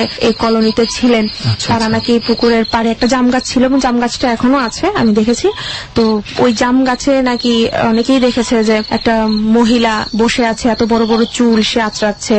আবার অনেকে এটা যারা সিকিউরিটি থাকে ওখানকার সিকিউরিটি যারা অনেক রাতে দেখেছে যে একটা মহিলা পুকুর থেকে গোসল করে উপরে উঠতেছে, পাড়ে উঠতেছে, কিন্তু কখনো রাস্তায় আসে নাই, কিন্তু পুকুর থেকে সে ওই ঘাটলা পর্যন্ত আসছে। আচ্ছা আপনি কি বাই চান্স কোনোভাবে জানেন আপনাদের কলোনিটা কবে এস্টাবলিশড? হ্যাঁ আমি যেটা শুনেছি যে ওই এরিয়াটা নাকি আগে কবরস্থান ছিল এবং আমাদের কলোনিটা প্রায় 40-45 বছর হয়েছে ওইটার বয়স, ওই বাসাটার বয়স, এবং ওটা নাকি কবরস্থান ছিল পিছনে। ইভেন আমাদের যে বাসাটা যে এখানে যেটা বাসাটা হয়েছে সেটা নাকি কবরস্থানের উপরে এটা হয়েছে, যে বিল্ডিংটা হয়েছে জায়গাটাই নাকি মানে এরকম কবরস্থান ছিল, ঝোপঝাড় ছিল, জঙ্গল ছিল, শিয়াল টিয়াল নাকি এগুলাই করতো। এবং এটাও শুনেছি আমার আব্বার কাছে যে আমার আব্বা বলছেন যে ওই আগের দিনের রাজাকাররা যখন মানুষ মারতেন, মানুষ নাকি এই জায়গাগুলোতেই নাকি আগের দিনে বলতে আপনি মুক্তিযুদ্ধের কথা বলছেন এবং এর আগেও মানে মানুষটাকে এখানে কবর দিত আর কি। আচ্ছা। এরপরে আপনি আর ওরকম রাতের বেলায় পুকুরের পাশ দিয়ে গিয়েছেন? আমি এরপরে গিয়েছি, কিন্তু আমি মানে ওই পুকুরের পাড় দিয়ে আসিনি, হয়তো মাঠ আছে তো ভিতরে, মাঠের উপর দিয়ে আসছি, কিন্তু পুকুরের পাড়ে আমি কখনো আমি দেখারও চেষ্টা করি না যে আসলে কিছু আছে কিনা। মানে আমি এখনো দিনের বেলাতেও ওই পুকুরের মানে পানি আমি হাত দেই না, কারণ আমার আম্মা বলে এগুলো নাকি কেউ যদি ধরে তাহলে নাকি ধরে টার্গেটই ধরে, এবং স্বপ্নেও নাকি এগুলা নাকি দেখায়, কিন্তু আমি এরপরে আসলে স্বপ্নেও কখনো এরকম কিছু দেখি নেই, ইভেন আমি বাস্তবে আর কখনো দেখিনি। এতদিন ধরে যে এই কলোনিতে থাকেন, এখানে তো আপনার অনেক ফ্রেন্ডস আছে থাকার কথা, হ্যাঁ, তো আপনি কারোর সাথে শেয়ার করেছেন বা কেউ এই ধরনের কিছু কি এক্সপিরিয়েন্স করেছে আগে? না না, আমি কাউকে শেয়ার করি না, কারণ আমার আম্মা বলেছে এগুলো নাকি বলা উচিত না। কিন্তু আমি তাদের মুখ থেকে এমনি একটু বলেছিলাম যে আমি না এরকম কিছু একটা দেখেছি, মানে একটু কিছু দেখেছি। তখন ওরাও বলতো হ্যাঁ আমরাও তো এরকম শুনছি, মানে আগের যারা আছে তাদের কাছে শুনছি। ইভেন একটা ছেলে আছে, ও বলতেছে যে হ্যাঁ আমিও না এরকম একদিন দেখছি যে একটা মহিলা জাম গাছের উপর থেকে পা নাড়াচ্ছে। ও বললো যে আমি মহিলাটা মানে একটা যে মহিলা মানুষ সেটা কিন্তু বোঝা যাচ্ছে। সে বললো যে আমিও একদিন, ও নাকি রাত 2টার সময় পাশে আসতেছিল, তখন নাকি সে বলছে এটা আমিও এরকম দেখেছি। দেখার পরে আমি আর ওই রাস্তা দিয়ে কখনো মানে যাই নাই। ইভেন আমি কেন জানি না কাটতে পারছে নাকি জাম গাছ। আচ্ছা আচ্ছা, কাটছে নাকি। আসলে আমরা এই যে এমন একটা ঘটনা মনে আছে রেহান, আমরা গাজীপুর গিয়েছিলাম, ওই যে গাব গাছ একটা ছিল কাপাসিয়ায়, যে গাব গাছটা আসলে কেউ কাটতে পারছিল না, এখানে আমরা সেটাই পেলাম। যেই কাটতে যাচ্ছে বা কাটার চেষ্টা নিচ্ছে সেই অসুস্থ হয়ে যাচ্ছে। তো জান্নাত, এরপরে আর মোটামুটি আপনি ঠিক আছেন? কোন ধরনের কোনো কিছু প্রবলেম এখনো পর্যন্ত কোনো ধরনের প্রবলেম আমার সাথে হয়নি। এখনো কি ওই কলোনিতেই থাকেন? হ্যাঁ, আমি এখনো ওই কলোনিতেই আছি, কিন্তু এখন আমি রাত করে যদি বাসায়ও ফিরি, আমাদের টোটাল 4টা গেট, তো আমি মেইন গেটটা যেটা অ্যাভয়েড করে আমি আসি। আপনার কি মনে হয় আমি আর সুমন যদি সেখানে গিয়ে রাতে থাকি, কিছু কি দেখা চান্স আছে? আই ডোন্ট নো, চেষ্টা একটা করা যেতে পারে। সবচেয়ে কনফিউজিং অ্যান্সার এটাই, আই ডোন্ট নো। কে যখন বলে যে অবশ্যই দেখা যাবে, তখনও আসলে আমার মনে হয় না এই ব্যাপারগুলো কেউ অবশ্যই ঘটবে বলে বলতে পারে। এটা হঠাৎ করেই কিছু হয়ে যায়। আর একটু আগে জাম গাছের কথা যেহেতু বললেন আপনি, গাছের কথা থেকে রেহান আমি বলেছিলাম একটা ঘটনা যে পরেই বলি। তো গাজীপুরে একটা ঘটনা, এর মধ্যে পত্রিকায় চলে এসছে, হয়তোবা অনেকের পড়া হয়ে গেছে। তো কিছুদিন যাবৎ সবার মুখে শোনা যাচ্ছিল রাতের বেলা গাছ থেকে একটা চিৎকার শোনা যায়, বিভিন্ন গাছ থেকে একটা নারী কণ্ঠের একটা চিৎকার শোনা যায়। তো একদিন হয়েছে কি, ওখানে একটা সামরিক বাহিনীর একটা এরিয়া আছে সাভারের এদিকে, তো ওখানে নিচ দিয়ে কেউ যাওয়ার সময়, একটা গাছের নিচ দিয়ে যাওয়ার সময় কোন একটা মেয়ে মানুষের কণ্ঠ শুনতে পায়, হাসছে, কিছু বলছে। তো এটা শোনার পর সে মানে খুব ভয়ে এখান থেকে দৌড়ে চলে গেছে। তারপর কয়েকজনকে নিয়ে এসছে, নিয়ে আসার পর মানে একই হাসি শুনতে পাচ্ছে। তো যেহেতু এটা রেস্ট্রিক্টেড এরিয়া, মানে এই রকম ঘটনা ঘটছে, এটা আস্তে আস্তে ওদের মানে প্রশাসনের যে কর্মকর্তা আছে তাদের কানেও গেছে বিষয়টা। তো ওখানে এসে দেখে যে সত্যি একটা মহিলা আছে, বসে আছে, এবং একে নামানোর জন্য পুলিশ এসছে, ফায়ার সার্ভিস এসছে, সবাই চেষ্টা করছে একে নামানোর জন্য, কিন্তু কেউ নামাতে পারছে না। তখন তাকে মানে যেই নামাতে যাচ্ছে সে সবাইকে থ্রেট করছে যে আমাকে নামাতে চেষ্টা করবি, তাদের পরিবার কিন্তু একদম ছাড়খাড় হয়ে যাবে। তো একটা পর্যায়ে নর্মালি আবার সে লাফ দিয়ে আত্মহত্যা করারও ভয় দেখাচ্ছিল। একটা পর্যায়ে নর্মালি সে আর নামেনি, অনেকক্ষণ সময় পর্যন্ত গাছে বসেছিল। তো ইন দ্য মিন টাইম তার যে ছেলে আছে, সারা রাত ওখানে পুলিশ, ফায়ার সার্ভিস সবাই ছিল। তো একটা নির্দিষ্ট সময় পর ভোর যখন হয়েছে, সে নিজে গাছ থেকে নেমে এসেছে, কেউ নামাতে পারেনি। তারপরে ঘটনাটা হচ্ছে কি, তার ছেলে যেটা বললো যে তার মা 1 যুগ যাবৎ এই ঘটনাটা ঘটিয়ে যাচ্ছে, কিন্তু আশেপাশের মানুষজন কেউ জানে না। সে যেটা করছে যে ঠিক একটা নির্দিষ্ট সময়, ঠিক যদি বিকেল 4টার সময় সে গাছে ওঠে, পরের দিন ঠিক 4টার পর, রাতের বেলা 4টার পর সে গাছ থেকে নামবে, একটা নির্দিষ্ট সময় মেনটেন করে, এবং এই সময়ের মধ্যে তাকে কেউ নামাতে পারবে। এটা সে কেন করে? পরবর্তীতে যেটা তার ছেলে বলেছে, তার মাকে নাকি জিনে ধরেছিল, জিনের আসর আছে। তো তারা কিছু করতে পারেনি। তো অনেক কবিরাজ দেখিয়েছে, কেউ কিছু করতে পারেনি। ধীরে ধীরে আস্তে আস্তে জিনটা মানে তার মায়ের সঙ্গে মানে একদম মানে ইউজ টু হয়ে গেছে, তাকে আর কখনোই সে ছেড়ে যাবে না। এই ধরনের একটা ঘটনা, যদিও যেহেতু পত্রপত্রিকা এসছে, অনেক ডাক্তাররা অনেক ধরনের বিভিন্ন ওপিনিয়ন দিয়েছে, তারা বলেছে এটা মানসিক সমস্যা, হয়তো চিকিৎসা করলে ঠিক হয়ে যাবে। কিন্তু আলটিমেট ঘটনা হচ্ছে এটাই 1 যুগ ধরে, যে প্রত্যেকটা সময় সে অ্যাবনর্মাল আচরণ করে যখন গাছে উঠে যায়, তখন আর ওনাকে চেনা যায় না যে এইটা স্বাভাবিক মানুষটা। আসলে ওই মানে ডাক্তারি কিছু পরীক্ষা আছে, সাইকিয়াট্রিস্ট দিয়ে কিছু টেস্ট করানোটাও উচিত। কারণ কি অনেক সময় এরকম হয়, যেমন আমি এরকম ঘটনাও শুনেছি যে কিছু মানুষ আছে গাছ রাত্রেবেলা গাছ দেখলে বা গাছের সাথে কিছু একটা ঝুলে আছে দেখলেই ভয় পায়। তো দেখা গেছে আমাদের দেশে তো ওইভাবে আসলে সাইকিয়াট্রিস্টরা দেখে না, বা বাইরের দেশে যদি আমরা যাই তখন দেখা যায় যে একটা মানুষের কাছ থেকে ছোটবেলা থেকে তার স্টোরি শোনা হয়, যে আপনি একদম ছোটবেলা থেকে আপনার জীবনের ঘটনা বলেন ডায়েরি লেখার মতন। তখন দেখা যায় সেখানে বের হয়ে আসে যে ওই লোকটা গাছে একটা কিছু ঝুলে থাকতে দেখলে কেন ভয় পায়। দেখা যাচ্ছে তার যখন বয়স 4 বা 5 ছিল তখন কোনো একভাবে সে দেখেছিল একটা মহিলা আত্মহত্যা করেছে গাছে ঝুলে। ওই সিনারিটা তার ব্রেনে আটকে আছে, সাবকনশিয়াস মাইন্ডে। তার হয়তো এক্সাক্ট সিনটা মনে নেই, বাট পরবর্তীতে গাছে কিছু ঝুলতে দেখলেই সে অন্যরকম ভয় পেয়ে যাচ্ছে। That is creating a dilution, dilution থেকে একটা হ্যালুসিনেশন, এটা হয়ে কিন্তু টোটাল ব্যাপারটা হয়ে যাচ্ছে ভৌতিক। যেহেতু গ্রামে অনেকে অনেক কিছু জানে না। এখানে আমার একটা জিনিস আমি নোটিস করলাম, যেটা মানে হতে পারে মানসিক, আমি জানি না, সেটা আমরা কেউ জানি না, বাট নিজের টাইমের কথাটা বলেছে ঠিক। যদি 4টায় উঠে বিকেলবেলা, রাতে 4টার পরে 24 hours is maintained, এর আগে সে নামবেই না, যত চেষ্টাই করা যাক। এবং হঠাৎ এটা হচ্ছে, আর পুরো 1 যুগ যাবৎ ধরে এই ঘটনাটা ঘটে যাচ্ছে। জানি না ফাইনালি কি হয়েছে, হয়তো বা একদিন কোনোদিন আমরাও যাবো, আমরা দুজন তাদের বাড়িতে গিয়ে তাদের সঙ্গে কথা বলার চেষ্টা করবো। আমার বড় ফুপু, বেসিক্যালি আমার ফুপু আম্মাকেও এরকম একবার ধরেছিল আমাদের বাসা থেকে। আমি নাকি অনেক সময় আমার আম্মার কাছে শুনেছি যে অনেক ছোট ছিলাম আমি, এবং 2-3 বছর, এবং আমার বোন তখন হয়েছে, আমার বোনের বয়স হয়তো 1 বছর। তো তারা এরকম কারেন্ট চলে গেছে, তা আমাদেরকে নিয়ে নিচে, যেহেতু সরকারি কলোনি, সবাই নিচে নেমে হাঁটাহাঁটি করছে। তখন আমার ফুপু আম্মু আমাদের বাড়িতে, আমাদের বাসায় বেড়াতে আসছিলেন। তো আমার ফুপু আম্মা দেখতে খুবই সুন্দর ছিলেন, এখনো তার যে 4 ছেলে 2 মেয়ে, মানে সবারই বিয়ে শাদী হয়ে গেছে, তা তো এখনো সে দেখতে অনেক সুন্দর। তো ওরকম আমার বাসায় নাকি এইভাবে ধরেছে যে কারেন্ট চলে গেছে, আমরা সবাই নিচে নেমেছি, আমার আম্মা আমাদেরকে নিয়ে হাঁটাহাঁটি করছেন।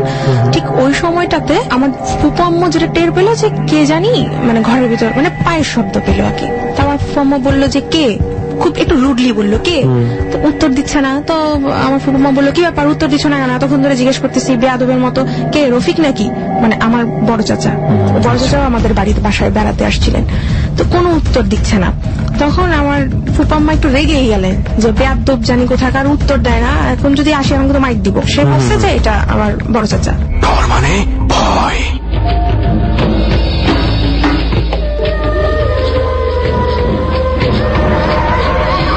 মিনিটের একটা ছোট্ট বিজ্ঞাপন বিরতির সময় হয়ে গেছে। আমি আরজি কিবরিয়া আপনার সঙ্গে আছি। সঙ্গে আছে অন দ্য স্পট অর্থাৎ হন্টেড প্লেস থেকে সুমন এবং রেহান। সঙ্গে আছে আরো বেশ কিছু বন্ধু, তাদের জীবনের অতিভৌতিক ঘটনাগুলো শুনছিলাম, এবং সাউন্ড নিয়ে আছে লোবান। প্রিয় শ্রোতা, কথা না বাড়িয়ে 4 মিনিট পর আমরা গল্পের যে চুম্বক অংশে থেমেছিলাম ঠিক সেখান থেকে আবারও ফিরব। আর ফেসবুকে বেশ কিছু ছবি দিয়ে দেওয়া হয়েছে আজকের এই ঘটনাটিকে কেন্দ্র করে। আপনারা চাইলে চলে আসতে পারেন। আমাদের ফেসবুকের ঠিকানা www.facebook.com/ABC Radio FM 89.2। ডর।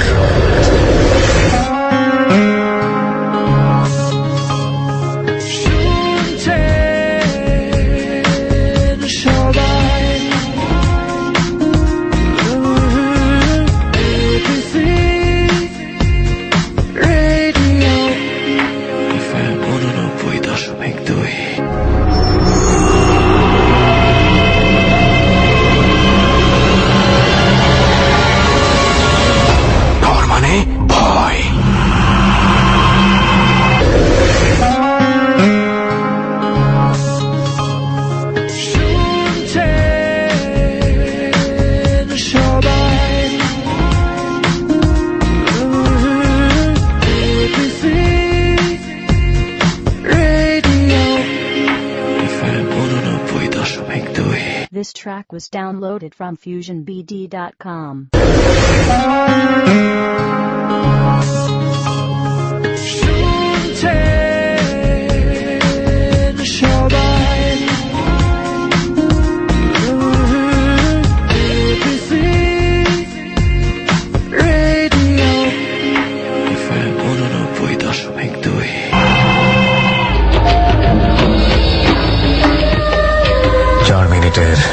ছোট্ট বিজ্ঞাপন বিরতির পর আমরা আবারও ভয়ের অনুভূতির দিকে হাঁটতে চাই।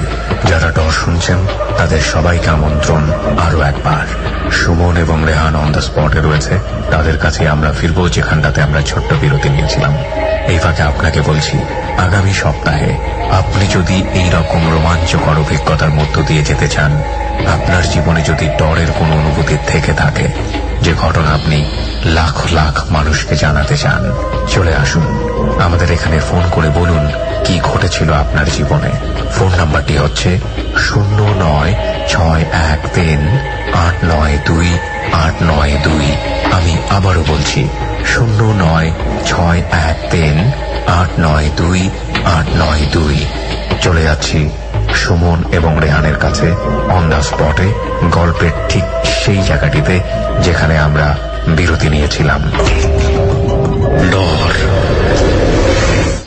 আচ্ছা, আপনি যেটা বলছিলেন যে আপনার ফুপু আম্মা রেগে গিয়েছিল, তারপর কি হলো? তখন কথা বললো যে আমি দীপ। তখন আমার ফুপু আম্মা বললো দীপকে, এখানে বাসায় তো বাসার ঘরের ভিতর কেউ নাই, লাইট খুঁজে পাচ্ছে না, সে কি মোম যে জ্বালাবে বা চার্জ লাইট সে খুঁজে পাচ্ছে না। তো বলতেছে যে দীপকে, দীপ বলে তো এখানে আমি তো এই কলোনিতে দীপ বলে কেউ থাকে না, আমি যতদূর জানি, আর ওরা কেউ বাসা নেই, তুমি পরে আসো বাবা, তুমি পরে আসো, এরকম বলছে। তখন বলছে না আমি পরে আসবো না, আমি এখনই আমার দরকার। তখন আমার ফুপু খুব রেগে গেল, তোমার তো বললাম যে এখন বাসায় কেউ নাই, তুমি নিজে চলে যাও, তুমি কই থাকো, তুমি কোথেকে আসছো? তখন বললো যে আমি এই বাসার পিছন থেকে আসছি। ফুপম্মা বলে পিছন থেকে আসছি মানে কোথেকে আসছো, পিছনে কোথেকে আসছো? বললো পিছনে যে আম গাছটা আছে না, আম গাছ থেকে আসছি। এই বলে মানে আমার ফুপু টের পাইছে যে বাথরুমের দরজাটা খুলছে এবং বাথরুম থেকে বের হয়ে গেছে। আমার ফুপু আম্মা কিচ্ছু বলে না, সে খালি দোয়া দূরত পড়ছে এবং সে সামহাও সে রান্নাঘরে সে গেছে, সাহস করে গিয়ে সে চুলাটা জ্বালাইছে। চুলাটা জ্বালানোর পরপরই টের পাইছে যে বাথরুমের দরজাটা খুলছে এবং বাথরুম থেকে বের হয়ে গেছে। মানে সে কিছু বলে না, কাউকে কিছু বলে না, আমার আম্মাকেও বলে না, বিকজ আমার আম্মার ওই সময় নতুন নতুন বিয়ে হয়েছে আর আমার আব্বা ওই সময় মশাই চাকরি করতেন। তো সে কখন বাসায় সকালবেলা বের হতেন, আসতে আসতে রাত 12টা-2টা বেজে যেত। তো এর জন্য আমার কাউকে, আমার আম্মাকে কথাটা বলে নেই, কারণ আমার ফুপুরা তো বেশি দিন থাকবে না। আমরা দুইটা আমাদের বাচ্চা নিয়ে কিন্তু আমার আম্মা থাকবেন, পরবর্তীতে ওনার জন্য খুব ক্ষতিকর কিছু বলে নাই। ফুপু আম্মা আমার আব্বা এবং আমার বড় চাচা যিনি, ওনার দুজনকে বলছেন, এবং ওই জিনটাই তাকে এখন পর্যন্ত তাকে ছাড়ে নাই। আপনার ফুপু? হ্যাঁ, ফুপু আম্মাকে এখন পর্যন্ত ছাড়ে নাই। তার বাড়ি হচ্ছে কুড়িগ্রামে ভুরুঙ্গা বাড়িতে। ওখানে চলে গেছে। ওখানে চলে যাওয়ার পরে একদিন নাকি সে টিউবওয়েলের পাড়ে গিয়েছে উজু করার জন্য, এসার নামাজ পড়বে। তো ওই সময় সে তো কুপি, মানে ওই সময় গ্রামে তো আমাদের ওই সময় কুপি ব্যবহার করা হতো, মানে কারেন্ট যায়নি। তো ওই কুপি নিভে গেল হঠাৎ করে, মানে কোথাও বাতাস নাই কিন্তু ওটা এসে ঠাস করে নিভে গেল। সে একটু মানে রেগে গেলেন হচ্ছে কি ওনার ছোট ছেলেটা একটু শয়তান ছিল। আচ্ছা আচ্ছা। ও মাঝে মধ্যে এসে এরকম দুষ্টামি করতো, ধাক্কা দিত, হ্যাঁ আম্মা ভয় দেখাতো। তো উনি মনে করছেন না ছোট ছেলে শয়তানি করছে। তো উনি আবার পিছনে ঘুরে, মানে পিছনে না, মানে এই করে বলতেছে যে বেয়াদব, এখন যদি আসি এখন এমন মাইট দিব শিমুল, এখন কিন্তু খুন করে ফেলবো। আমি এখন উজু করতেছি না, এখন তারপর না কি করলো, আমার ফুপুকে নাকি হাত ধরে টান দিছে, মানে টিউবওয়েলের পাট থেকে তাকে টেনে বাইরে নিয়ে আসা হয়েছে। উনি কিছু দেখতে পায়নি? উনি কিছু দেখতে পায়নি। বাইরে নিয়ে আসার পরে সে মানে সে চিল্লাপাল্লা শুরু করে দিছে, হ্যাঁ আমাকে ধরছো কেন, ছাড়ো ছাড়ো, এরকম করে চিল্লাপাল্লা করছে। চিল্লাপাল্লা করার পরে এখন তার যে বড় দুই ছেলে, সেই দুই ছেলে কিন্তু চলে আসছে ঘরের ভিতর থেকে। এসে মানে দেখে যে সে মানে চুল টুল এলোমেলো হয়ে গেছে, মানে সে খুব ওয়েয়ার্ড মানে বিহেভ করছে। তখন তাকে ঘরের ভিতর নিয়ে গেল। তাকে যতক্ষণ বিছানায় রাখা হয় তার কিন্তু কোনো শক্তি নেই, সে খালি হুম হুম করে শব্দ করছে, কিন্তু সে মানে উল্টাপাল্টা কথা বলছে, কিন্তু সে কোনো মানে এনার্জেটিক কোনো কাজ করছে না। কিন্তু যেই তাকে মাটিতে নামানো হয় অথবা কোথাও এক জায়গায় নিয়ে যাবে বা হুজুরের বাড়িতে নিয়ে যাবে, যেই জায়গায় মাটিতে নামানো হচ্ছে তখনই সে একদম মানে দুই ছেলে স্বাভাবিকভাবে ইয়াং সময়ে কিন্তু একটু মানুষের শক্তিটা একটু বেশি থাকে, সেই দুই ছেলেও তাকে ধরতে পারছে না। দুই ছেলে এবং তার বড় মেয়ে ছেলে তাকে ধরে আটকাতে পারছে না, তাকে মাটিতে নামানোই যাচ্ছে না। তখন তার বড় ছেলে একটা হুজুরকে নিয়ে আসছেন, নিয়ে এসে হুজুর তখন তাকে এবং সে খালি একটা কথাই বলছে, আমি গাছে উঠবো। পাশে একটা তাল গাছ ছিল, বলছে আমি গাছে উঠবো, তো আমাকে কেউ ধরবি না, আমাকে কেউ ধরতে আসলে কিন্তু মেরে ফেলবে, আমাকে ছাড় আমি গাছ উঠবো, আমাকে ছাড় আমি গাছ উঠবো, একটা কথাই সে বারবার বলছে। হুজুর আসার পরে হুজুর তাকে যখন একটু মানে বকা টকা করছেন, একটু মানে যেইভাবে আসলে হুজুরা ছাড়ায় এরকম ধরছে, ধরার পরে সে হুজুরকে বলছে যে সেই নামটাই বলছে দীপ। বলছে আমি দীপ, আমি ওকে ধরছি, ওর ভাইয়ের বাসায় বেড়াতে গেছিল, ওখান থেকে আমি ওকে ধরছি, আমি ওকে আর ছাড়বো না, ওকে আমি সারা জীবন ধরে রাখবো, ওকে আমি সহজে ছাড়বো না, এবং সে গাছে উঠবে। দীপটা কিন্তু বলেছিল বলছিল যে আমাদের বাসার পিছনের যে আম গাছটা থেকে তাকে ধরেছে, দেখছে এখন সে গাছে উঠবে, সে যে কোনো গাছে সে। তারপরে এখন পর্যন্ত আমার ওই তাবিজ দেওয়ার পরে পুরো ঘর বন্ধ, বাড়ি বন্ধ করার পরে এখন আর আমার ফুপুকেই করে না। কিন্তু আমার ফুপু বলে যে মাঝে মধ্যে সে নাকি মানে ঘুমের মধ্যে স্বপ্নে দেখে যে ওই দ্বীপ, ওই জিনটা তাকে ধরতে আসতেছে, তার সাথে কমিউনিকেট করতে আসতেছে। তখন আমার ফুপু নাকি খুব মানে করে, এবং এমন সময় হয় যে ফুপু নাকি যে বোবা ভূত যেটা বলে ওরকম ধরে, কিন্তু আমার ফুপু দেখে যে অন্য কেউ না, ওই দ্বীপ ছেলেটাই মানে দ্বীপ জিনটাই তাকে ধরছে। আসলে কিছু বলার নেই, মানে এইটা আরো সবচেয়ে বেশি ভয়ঙ্কর মনে হয়েছে। বেড়াতে গিয়ে নাম বলা ফেলেছে এবং নাম বলা টান দেওয়া। এবং আমার আম্মা যখন এটা শুনেছে যে আমাদের বাসা থেকে এরকম হয়েছে, আমার আম্মা থাকবেই না সেই বাসায়। আমার আম্মা আমার আব্বাকে বলছে হয় তুমি বাসা চেঞ্জ করো, না হয় অন্য কোথাও, আমার আম্মা আমার এই বাসায় থাকবে না। এবং আমাদের যে আম গাছটা এখন কেটে ফেলা হয়েছে, তখন আম গাছটা একদম ঠিক আমাদের রান্নাঘর থেকে আম গাছ, মানে 3 হাত 4 হাত দূরত্ব। ওই গাছের আম আমরাও খেয়েছি। আমার আম্মা আমরা ছোট যখন ছিলাম, একটু বড় হওয়ার পরও দেখছি যে 5-6 বছর বয়স যখন দেখছি, তখনও যে সন্ধ্যা হয়ে গেলে সে রান্নাঘরে দরজা বন্ধ করে দিত, জানালা বন্ধ করে দিত, যেন ওই আম গাছটা যেন দেখা না যায়। এখনো পর্যন্ত এখন পর্যন্ত সেই বাসাতেই আছি। এবং প্রবলেম হয়নি, কারণ আমাদের বাসাটা পরবর্তীতে বন্ধ করানো হয়েছিল। এবং আমার আম্মা বলেছেন যে এরপরে থেকে নাকি ওই বন্ধ করানোর আগ পর্যন্ত নাকি ঘরের ভিতরে এরকম শোনা যেত, মানে আমার আম্মু টের পেত, কিন্তু উনি বলতেন না কাউকে, নিজেই বিশ্বাস করতেন না। হয়তো সে এটাই হয় বেশিরভাগ ক্ষেত্রে, যেটা হয় যে মানুষ কিন্তু নিজেই নিজেকে ইগনোর করে। কখনো কখনো কিছু কিছু জিনিস ইগনোর করতে হয়, তা নাহলে পেয়ে বসে জিনিসগুলো। এবং আমার বাসায় কিন্তু আসলে ওই আমার ফুপু আম্মার কাছে কাহিনী শোনার পর থেকে আমার বাসা অনেকেই অনেকদিন বেশ কয়েক বছর আসতেন না। ফুপু আম্মাকে ধরে গেছে আমার বাসা থেকে সে মানে কুড়িগ্রাম কোথায় পর্যন্ত এখন পর্যন্ত আছে। তা এখন তার মানে এখানে যদি আসে, তার মানে এখানেও তো ধরবে আর কি। তো জান্নাত, এত রাতের বেলা এখানে বসে আপনার কি মানে এই পরিবেশের সঙ্গে কোনো ভয়ের কোনো কিছু মনে হচ্ছে? মানে পরিবেশটা অনেক ভৌতিক লাগছে। ঘটনাগুলো যখন বললাম তখন ভয় লাগছে, যে মনে হচ্ছে যে আমার পিছনেই মনে হয় কেউ দাঁড়ায় আছে। এই আর কি। আপনারা আছেন তো, তাই একটু সাহস আছে। ওকে, তো এই মুহূর্তে রেহান, চলো আমরা একটু মিলন ভাইয়ের কাছে যাই। মিলন ভাই, আপনার লাইফেও অনেক কিছু আছে মনে হয়, আমরা ডট টিমের কাছে যেটা শুনেছিলাম যে আমার লাইফের একটা ঘটনা ঘটে গেছে। তার আগে শুনি যে মিলন ভাই আপনি কোথায় থাকছেন, কি করছেন? আমি থাকি মগবাজারে, আমি ড্রাইভিং করি। আচ্ছা, প্রথম আপনার এই যে ভয়ের কিছু ঘটনা ঘটছে, কবে, কোন ঘটনাটা প্রথম, আপনি কিভাবে? আমার লাইফে যে ঘটনাটা ঘটছে সেটা হলো, আমি তখন ক্লাস 3 লেখাপড়া করি।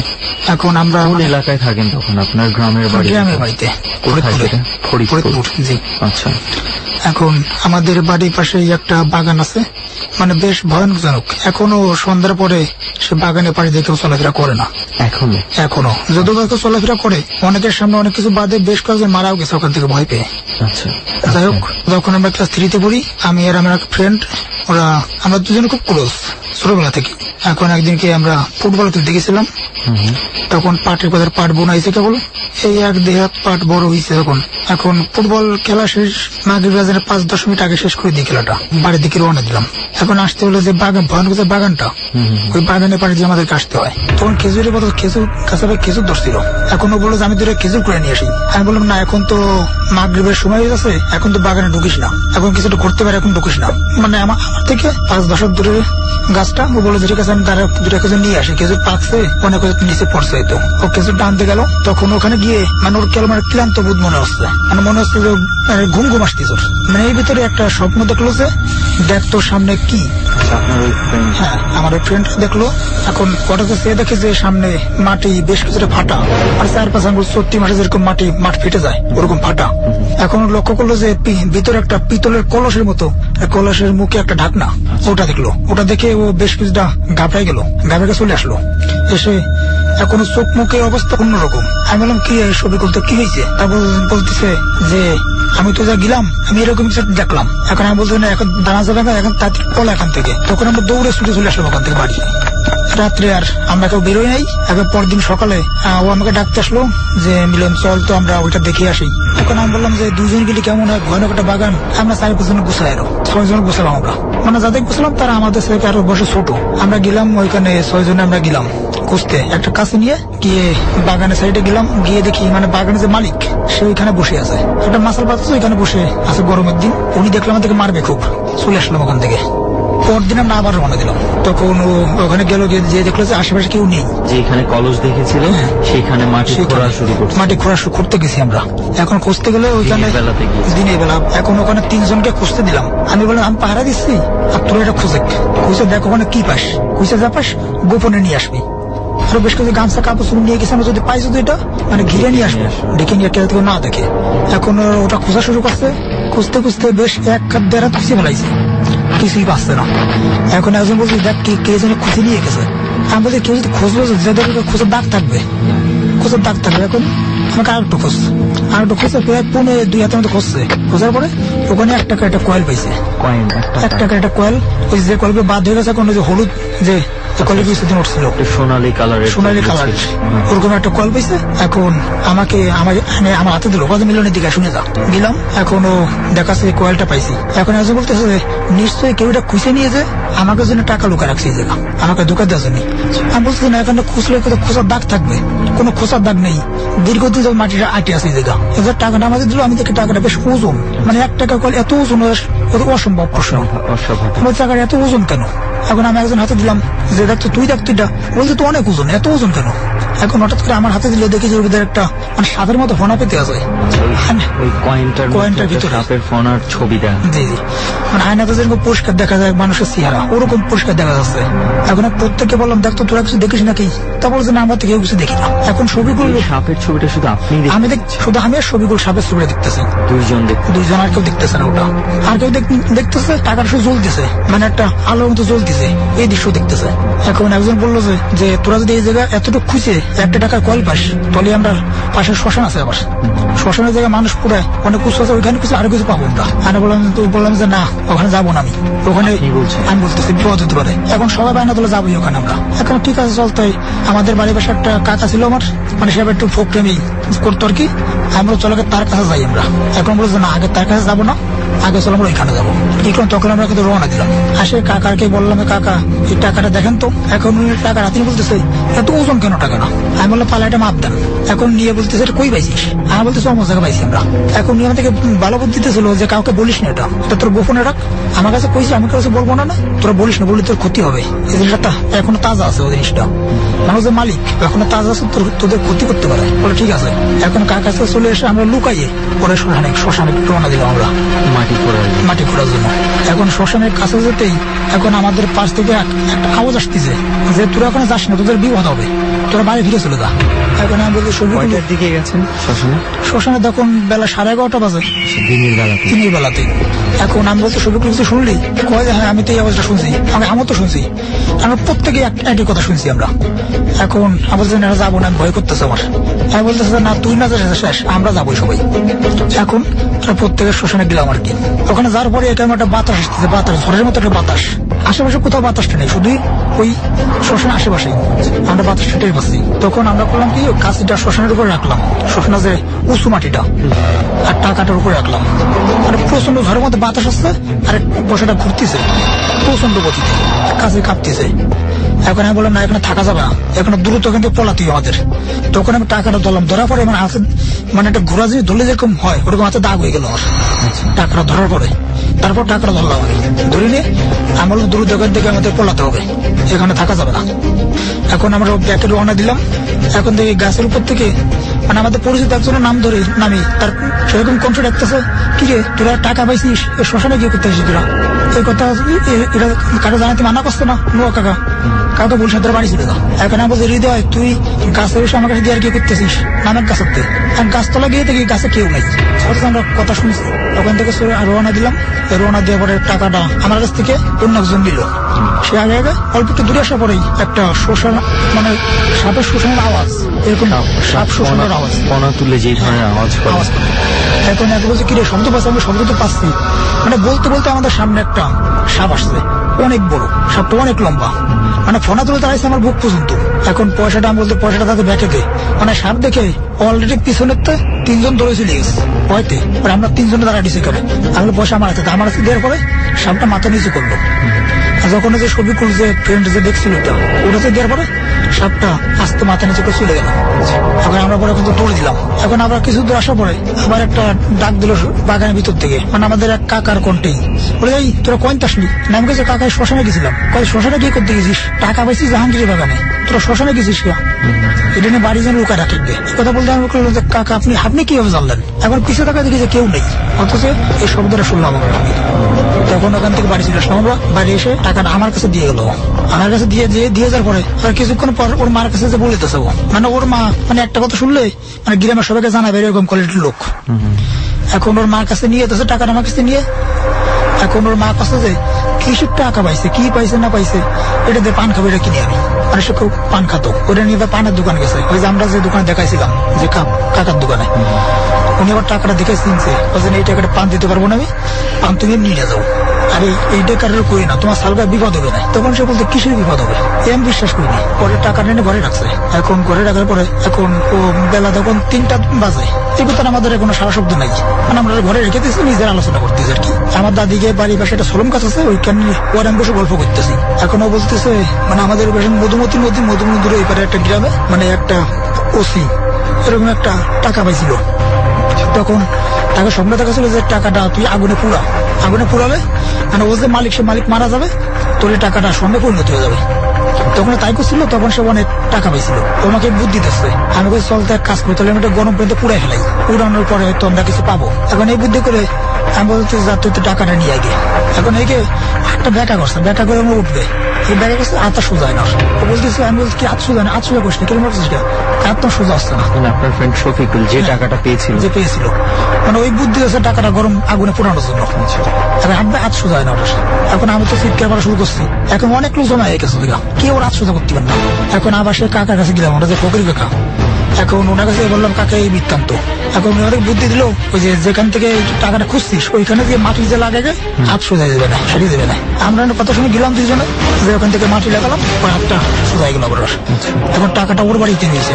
এখন ও সন্ধ্যা হলে বেশ কিছু আচরণ করতেছে, মানে মাঝে মাঝে মানে অন্য মানুষ করে যাচ্ছে, আবার মাঝে মাঝে নিজেকে ফিরে আসতেছে। যখন অন্য মানুষ করে যাচ্ছে তখন বলতেছে এই টাকাটা তোর একা দেখাইছি, তোর একা তুই তোর বন্ধুকে নিয়েছিস, আমি মনে কিছু করিনি। তারপর আরো 6জন বুঝাই, 4জন বুঝাই নিয়ে মোট তোর 6জন গেছিস, আমি তাও কিছু মনে করিনি, কিন্তু তোরা গ্রাম আমার সেটা কেন জানা, তুই সব দুধ কথা চলে যাচ্ছে আমার সাথে। এখন এই দেখে ওর বড় কাকা ভয় পেয়েছে, ভয় পেয়ে ও টাকাটা আমাদের বাড়ি দিয়ে গেছে আমার মার কাছে। বলতেছে টাকা রাখো, ওই টাকা আমরা ঘরে রাখতে পারবো না, এই জন্য আমার ফাল বিপদ হইবে না। মা আবার কি করছে, ওইটা নিয়ে আবার ঘরে একটা খোলার ভিতরে রেখে দিচ্ছে। রাত্রে তো খাইতে বসছি, ভাত যখন মা খাইতে গেছে আমাকে, তখন আমি দেখি খাটার তলে সাপ, মানে কয়েকটা সাপ ঘোরাফেরা করতেছে, মানে ফোসফোস করতেছে, আমাকে কামড়াবে। এখন আমি বলছি না খাটার তলে সাপ হয়েছে, মা বলতেছে কই সাপ, কোথাও তো সাপ নেই। আমি বলছি স্পষ্ট বড় বড় 3টে সাপ দেখতেছে নিজে। আপনি দেখছেন, আপনার মা দেখছেন? মা দেখছেন, আমি শুধু দেখছি। আমি তো চিৎকার করা শুরু করছি, বইতে চিৎকার করা শুরু করলেই এখন মা বলছে কই সাপ। মা কিছু দোয়া কালাম পড়ে দিচ্ছে আমাকে, একবার শুরু করছি। শুয়ে পড়ার পরে রাত্রে বেশ কয়েকবার দেখতেছি এরকম, আর সাপ পড়ে চিৎকার উঠতেছে আমি। এখন রাত্রে করতে গিয়ে যখন ঘুমায় পড়ছি, রাত্রে ঘুমানোর পরে আমাদের স্বপ্ন দেখাচ্ছে, তোদেরকে দিছি আমি আমার নিজের সম্পদ, আমি কিছুদিন পর চলে যাবো, আমি তো এদিকে আমার সম্পদ দিয়ে দিতে চাইছিলাম। কাকে স্বপ্ন দেখাচ্ছে? না, আমাদেরকে স্বপ্ন দেখাচ্ছে। আপনাদেরকে? জি, আমরা যে কজন গেছি সাথে। আচ্ছা, আপনার ফ্রেন্ডরা? হ্যাঁ, সবাই একই স্বপ্ন দেখছি আমরা। আচ্ছা, স্বপ্ন দেখাচ্ছে এইটাই, তোরা 6জন শেয়ার করছিস, আমি তাতেও তোর 6জনের উপরই দিয়ে দিতে চাইছিলাম, কিন্তু তোরা এখানে এরে জানিস কি, আমি সবাইকে জানাইছিস, শ্মশানে নিয়ে আমাকে অপমান করছিস তোরা, এই জন্য তোদের কড়া মাসুল দিতে হবে। আমার দেখালো যে 3টা টাকার কলস, মানে ঘুরতে ঘুরতে একটা টাকার কয়েল হয়ে গেল।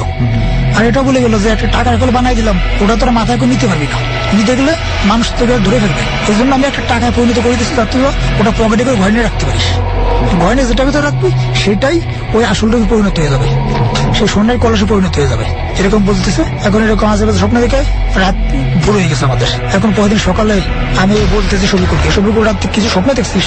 আমি তো এই স্বপ্ন দেখছি। এখন সবাই একই স্বপ্ন দেখছি আমরা, একই স্বপ্ন দেখলাম। এখন যাক পরের দিন আমরা ওইদিকে স্কুলে গেছি, আমরা স্কুলে যাওয়ার পরে এখন স্কুলে গিয়ে ক্লাসে গেছি, মানে যে বইটাই খুলি সাপের ছবি, বইতে টেবিলের নিচ দিয়ে সাপ, মানে এই বলে কয়েকবার ক্লাসে পাঠিয়ে চিৎকার করে ভয়তে চলে আসতে, মানে হ্যাকার সময় হ্যাকাকে ধরনের সাপ।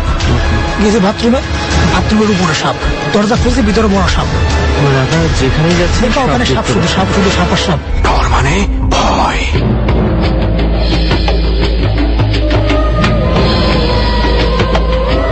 আরো একবার ছোট্ট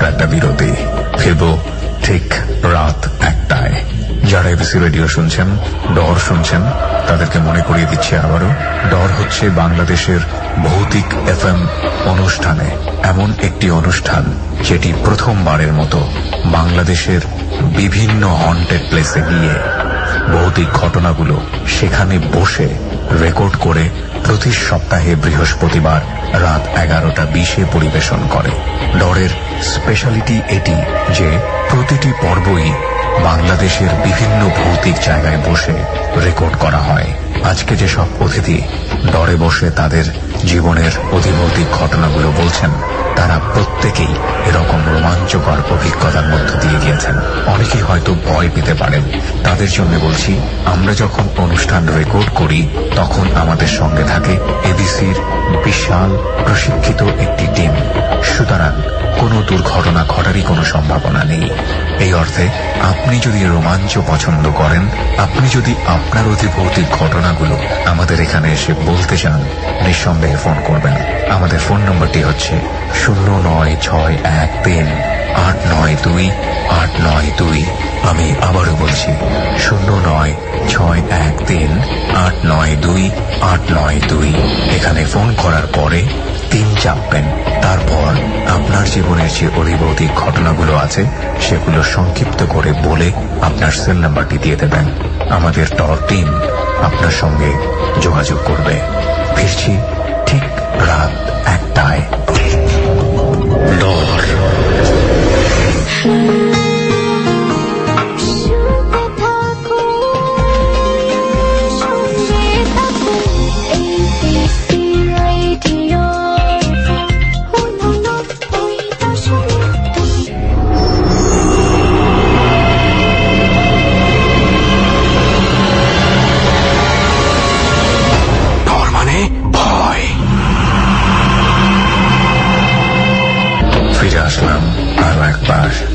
স্বাগত। আরজি কিবরিয়া আপনার সঙ্গে আছি এবং আপনি শুনছেন এবিসি রেডিও FM 89.2।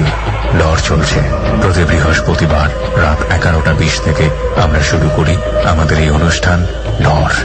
আজ 11তম পর্ব। 11তম পর্বে আমরা একটা বিশেষ সন্নিবেশ ঘটিয়েছি। আমাদের অনেক বন্ধুই প্রশ্ন করতেন, যেহেতু আমরা বাংলাদেশের বিভিন্ন হন্টেড প্লেসে যাই, সেখানে মেয়ে বন্ধুরা অংশগ্রহণ করতে পারবে কিনা। আপনাদের সবার উদ্দেশ্যে বলছি, এখানে যদি কোনো মেয়ে বন্ধু তার জীবনের ভৌতিক ঘটনাগুলো বলতে চান, আমরা তার সুবিধা হয় এরকম একটি হন্টেড জায়গা নির্বাচন করি এবং আমাদের সঙ্গে থাকে এবিসি রেডিওর প্রশিক্ষণপ্রাপ্ত বিশাল একটি সিকিউরিটি টিম। সুতরাং ভয় পাওয়ার কোনো কারণ নেই। কিন্তু আপনার জীবনের অতিভৌতিক ঘটনা শুনে আমাদের যারা ডর শোনেন, তারা যাতে ডরের অনুভূতি পান, সেটি আমরা নিশ্চিত করি। প্রিয় শ্রোতা, আমরা আবারও চলে যাচ্ছি সুমন এবং রেহানের কাছে অন দ্য স্পটে, গল্পের ঠিক সেই জায়গায় যে জায়গাটিতে আমরা বিরতি নিয়েছিলাম। ডর। আচ্ছা, আপনি যেটা বলছিলেন যে আপনারা যেখানেই যাচ্ছিলেন শুধু সাপ আর সাপ দেখতে পাচ্ছিলেন, তারপর? এখন এই তো মানে এই লোক চিৎকার শুরু করছে, তখন স্কুল থেকে ওকে নিয়ে আসতে বাড়িতে। এখন বাড়ি আসার পরে দেখি যে শফিকুল কুলদের বাড়িতে ওরকম মানে বেশ কিছু লোকজন আশেপাশে, মানে যেহেতু শফিকুল মানে ওর ঘাড়ে আসছে, ওকে ঘাড়ে আসছে মানে ওই যে আসল আসরটা ওর উপর আসর করছে, ওর উপরে। আচ্ছা, ভর করে বিভিন্ন কথা বলতেছে। এসে বলতেছে ওর বাবার নাম ছিল আহম্মদ। বলতেছে, শোন আহম্মদ, তুই হলো গরিব মানুষ, তুই ভ্যান চালায় খাস, তোর ছেলে নামাজ কালাম পড়ে, 5 ওয়াক্ত নামাজ কালাম পড়ে, তার ফ্রেন্ডও 5 ওয়াক্ত নামাজ কালাম পড়ে। ওদের কথাবার্তা আসলে আমি খুব খুশি হয়েছি। খুশি হয়ে আমার জিনিস ওদেরকে দিয়ে যেতে চাইছিলাম আমি, যাতে ভবিষ্যতে কষ্ট না থাকে। আর তোর ছেলে কি করলো, 6 জন লোক সাদা করে নিয়ে গেল, গিরামকে জানালো, ফকিরকে জানালো, আরো অনেক শ্মশানে গেল, ইডা করলো সেটা করলো। এর জন্য অনেক মাসুল দিতে হবে তোর ছেলের কপালে আর মিলনের কপালে অনেক কষ্ট আছে, আর বাকি 6 জন করলে কষ্ট তো আছেই, এরকম বলতেছে। এখন আমাকে বলতেছে, মিলন তুমি এখান থেকে চলে যাও, এখানে থাকলে তোমার কষ্ট ভয় হতে পারে, বিপদ হতে পারে। মানে আমার কাকে বলতেছে আর কি। আমি বলছি না, বিপদ তো ওর আমি একসাথে গেছি, ওর বিপদ আসছে, আমি ফেলাই তো চলে যাবো, এরকম খুব উল্টো পাল্টা কথা বলতেছে। এখানে বলার পরে এখন ওদেরকে বাস পাশে এক কাকা ফকির ছিল, তাকে ডেকে আনলো, ডেকে এনে পরে একটু ঝাড়ফুঁক করলো, ঝাড়ফুঁক করার পরে বড়ঘর থেকে চলে গেল। এখন চলে যাওয়ার পরে এখন ওকে ধরে বড় হুজুর নাম করে আমাদের এলাকায় একটা হুজুর আছে, সে অনেক জিন পড়ি মানে বেঁধে বুধে রাখে, অনেক কিছুই করে। আসর আজানের পরপরই তার কাছে নিয়ে গেল, ওখানে গিয়ে আমাদেরকে ঝাড়পু করলো, ঝাড়পু করে তাবিজ দিল। তাবিজ দিয়ে বললো যে এখন তোরা বাড়ি যাচ্ছিস, বাড়ি যাওয়ার পরে তোরা যখন বাড়ি পা রাখবি তখন টাকাটা তোর ঘর থেকে বেরিয়ে চলে যাবে, তোর টাকাকে কোনো মতো বাধা দিবি না। টাকা চলে যাবে, টাকার পাঁচ 3 পোয়া দুধ আর 3টা কলা যেখান থেকে খুঁজেছিস সেখান থেকে তোরা দুজন যে দিয়ে আসবে, তোদের এক একজন শরীর থেকে 7 ফোঁটা রক্ত ওই দুধের ভিতরে মিশ্রিত করে দিবি বলে এটা দিয়ে দিবি, ইনশাল্লাহ কোনো বিপদ হবে না। এখন চলে আসলাম বাড়ি, আসার পথে 3 পোয়া দুধ আর 3টা কলা কিনে নিয়ে আসলাম আমরা। আসার পরে যখন বাড়িতে পা রাখলাম, মানে তখন ঘরের চাল মানে কাঁপতেছে, পয়সাটা ওদের ঘরে নিয়ে গেছিল, ওদের ঘর কাঁপতেছে। এখন সবাই তো ভয় পাচ্ছে, সবাই দেখতেছে দৃশ্যটা যে ঘর কাঁপতেছে। ঘর কাঁপতে কাঁপতে মানে যে কুলার ভিতরে টাকা রাখছিল কুলাটা ফেটে ভেঙে গেল, ভেঙেছে টাকা আসতেছে একটা চাকা যেরকম ঘরে আসে ওরকম টাকাটা ঘরে আসতেছে, ঘরে আসে সবাই দেখতে পাচ্ছে, সবাই গড়িয়ে যাচ্ছে। হ্যাঁ সবাই দেখতে পাচ্ছে। তখন আমি আর সেই বন্ধু সেই দুধের পাতিল আর কলা নিয়ে রওনা দিলাম। রওনাতে 5 দিলাম, 5 টাকাটা আর যেখান থেকে খুঁজছিলাম ওরা ওইখানকার টাকাটা গর্তেতে পড়ে গেল। গর্তেতে পড়ে গেল তখন মাগরিবের আজানের 5-10 মিনিট বাকি আছে। আর হুজুর আমাদেরকে যেভাবে নিয়ম বলে গেছে যেভাবে দিয়ে তোরা শুয়ে থাকবি, পরে 10-15 মিনিট পর যে মাগরিব আজানের পরে যে ওই যাবার নিয়ে আসবি, মানে যে পাতিলে আপনি দিয়েছেন ওগুলো নিয়ে আসবেন। হ্যাঁ পাত্রগুলো পাতিলে দুধ দিচ্ছেন। হ্যাঁ মাগরিব আজানের পরে। এখনো আমি দিয়ে অপেক্ষা করতেছি, এখন তো ভয় করতেছে, আমাদের ভয় করতেছে।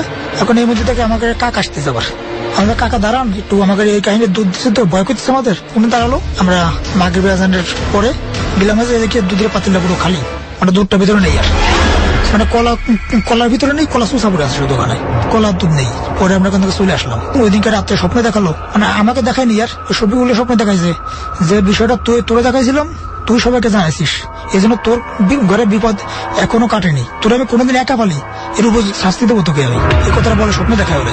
তারপরের দিন ওকে হুজুর কাছে নিয়ে যায়, হুজুর বলে ওর কাছে বিপদ তো কাটে নাই, ও যেন সন্ধ্যার পর কখনো একা না বেরোয়, ওর একা পালি যে কোনো দিন ওখানে বিপদ ঘটাই দেবে ও। তারপর থেকে আমার সে ফ্রেন্ড এখনো একা সন্ধ্যা করে বের হয় না বাড়িতে, আমার উপর বিপদটা নেই আর কখনো। ফ্রেন্ডের সেই বিপদটা এখনো রয়েছে, এখনো সন্ধ্যা পর বাড়ি থেকে বের হয় না। যদি ভাই একা কোনো যা পুড়ে যায়, বিভিন্ন ধরনের চিৎকার করে, হ্যান করে, ত্যান করে, বিভিন্ন রকমের করে এখনো। আপনার ফ্রেন্ড এখন কোথায় আছে? সে এখন দেশের বাড়িতে আছে, গ্রামে থাকে। আচ্ছা, এটা কতদিন যাবত চলতেছে তার সঙ্গে? মানে ওই যে আমরা যখন তখন ক্লাস 3-তে পড়ি তখন আমাদের বয়সে 8-9 বছর বয়স। 8-9 বছর থেকে এখনো পর্যন্ত, এখনো দীর্ঘ সময় সে এখনো পর্যন্ত সন্ধ্যার সময় একা বেরোতে পারে না। বেরোতে পারে যদি কয়েকজন সাথে থাকে, তোরে একা থাকতে পারে না কখনোই।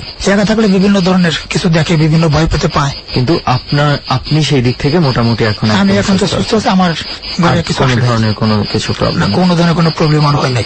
মিলন ভাই, এইটাই ছিল আপনার অভিজ্ঞতাটা? এই কিছু জায়গায় এসে মনে হচ্ছে, ইনফ্যাক্ট কিছু কিছু জায়গা শুনে যে আসলে এটা কি আদৌ পসিবল, কিন্তু হয়তোবা যার সঙ্গে ঘটেছে সেই।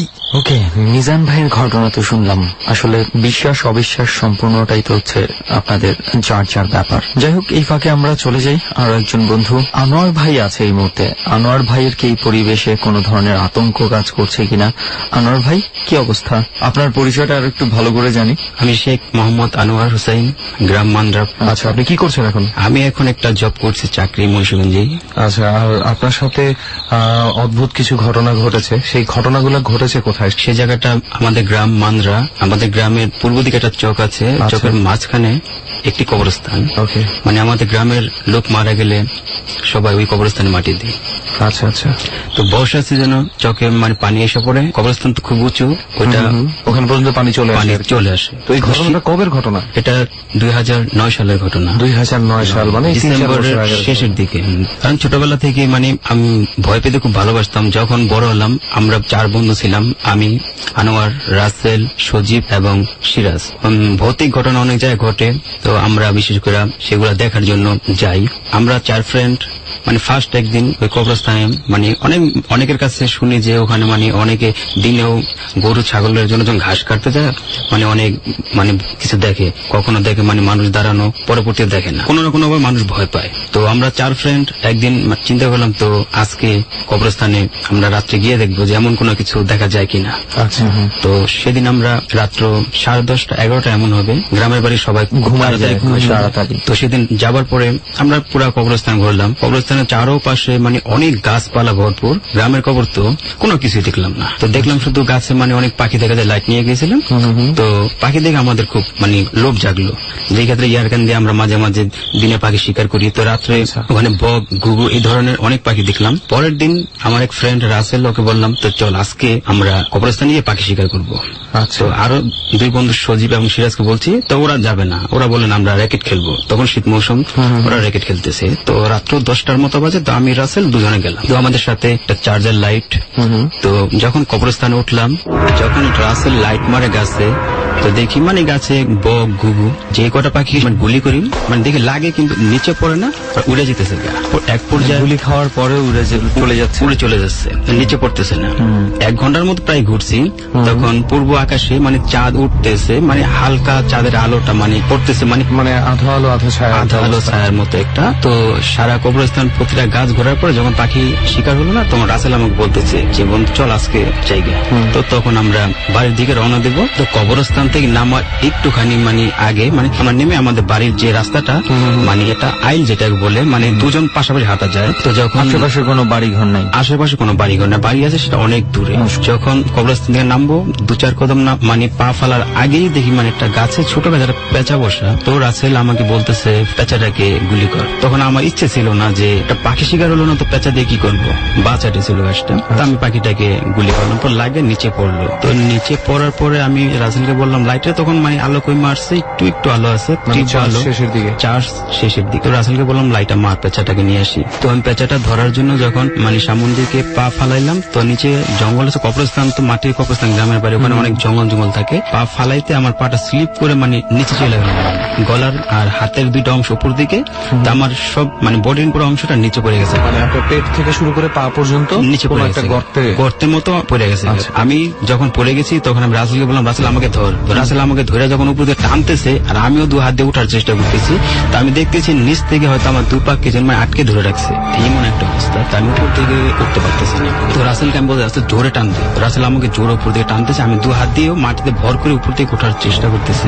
তো এক পর্যায়ে অনেকক্ষণ সময় লাগছে, আমি উপরে যখন উঠে আসছি, তো রাসেলকে বললাম রাসেল লাইটটা নিচে মার। যখন রাসেল লাইটটা নিচে মারছে, তাকিয়ে দেখি একটা লাশ, মহিলার লাশ, চুলগুলা বের হয়ে গেছে, চোখ দুটো নাই, আর দাঁতগুলা মানে পিচ্ছির মানে দেখা অবস্থায়, আর হাত 2টা বেরিয়ে রয়েছে, আর সারা অঙ্গ মানে সাদা কাপড়ে ঢাকা। আমি ওদের তাকানোর পর দ্বিতীয়বার আমি আর তাকাতে পারলাম। রাসেল আমাকে বলতে এটা কি, পরে আমি বললাম চল এটা একটা লাশ।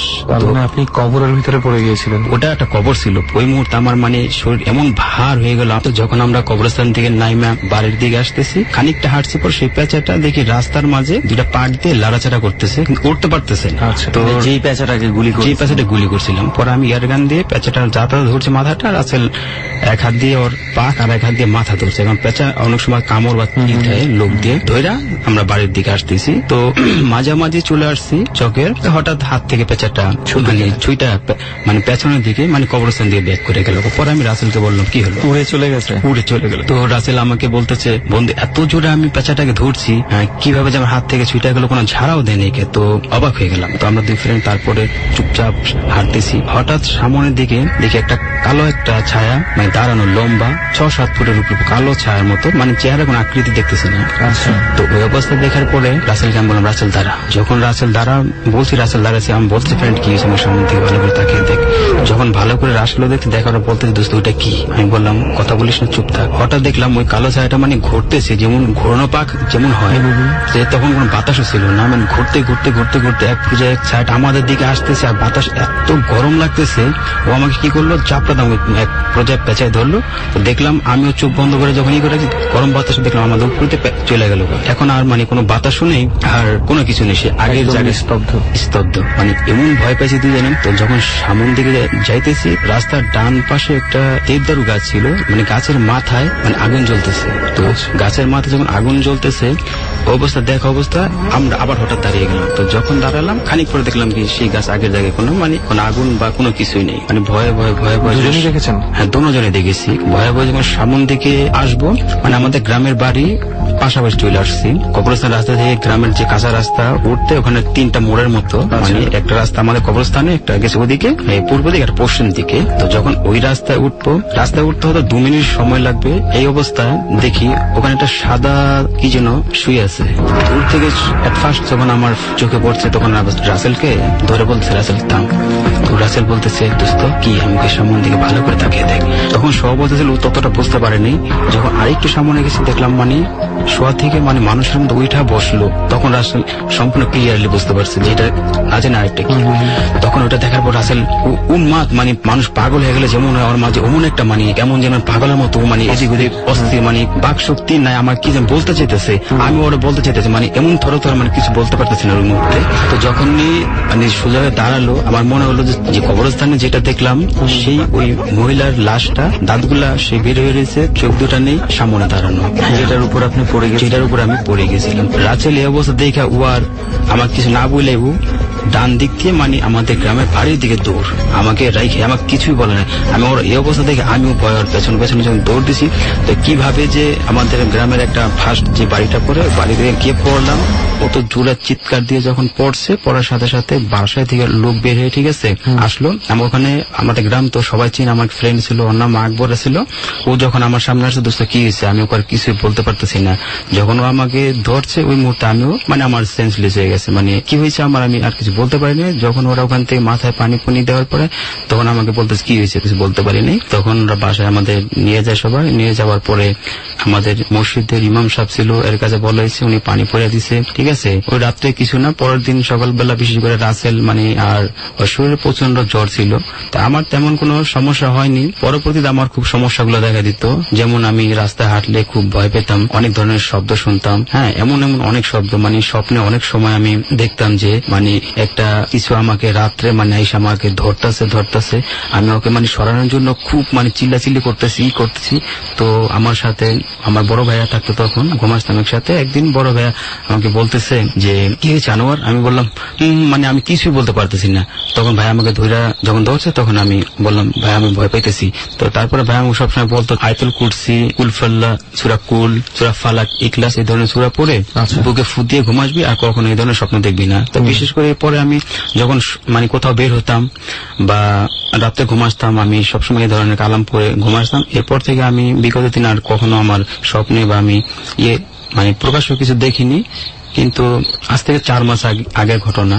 আচ্ছা, আমি এই অধ্যায়ে এসে আপনাকে একটা প্রশ্ন করতে চাই যে মহিলাটাকে দেখছিলেন সেই মহিলাটার মানে বয়স কিরকম ছিল? মহিলাটার বয়স হবে অর্ধ যুবতী, যেটাকে বলে অর্ধেক বয়সের মতো। পরবর্তীতে আবার যখন আপনি লাশটা দেখছেন, আপনি কি কনফার্ম যে আপনি আর আপনার ফ্রেন্ড আসলেই কিছু দেখেছেন, নাকি ওই যে কবরে পড়ে যাওয়ার ভয় সেটা থেকে আপনাদের সামনে নিজেরাই একটা কিছু ভয় থেকে তৈরি করে নিছেন? না, ভয় থেকে না, ওইটা প্রকাশ চোখের সামনে দুজন আমরা একই সাথে দেখছি। আচ্ছা, আমি আসলে এই উত্তরটাই চাচ্ছিলাম যে আপনারা দুজনেই একসাথে দেখেছেন। একসাথে দেখেছি আমি। বন্ধু কিন্তু ভেতরে লাশটা কি আপনার বন্ধু দেখেছিলেন? হ্যাঁ অবশ্যই, লাইট মেরে আমাকে জিজ্ঞেস করেছিল সেটা কি।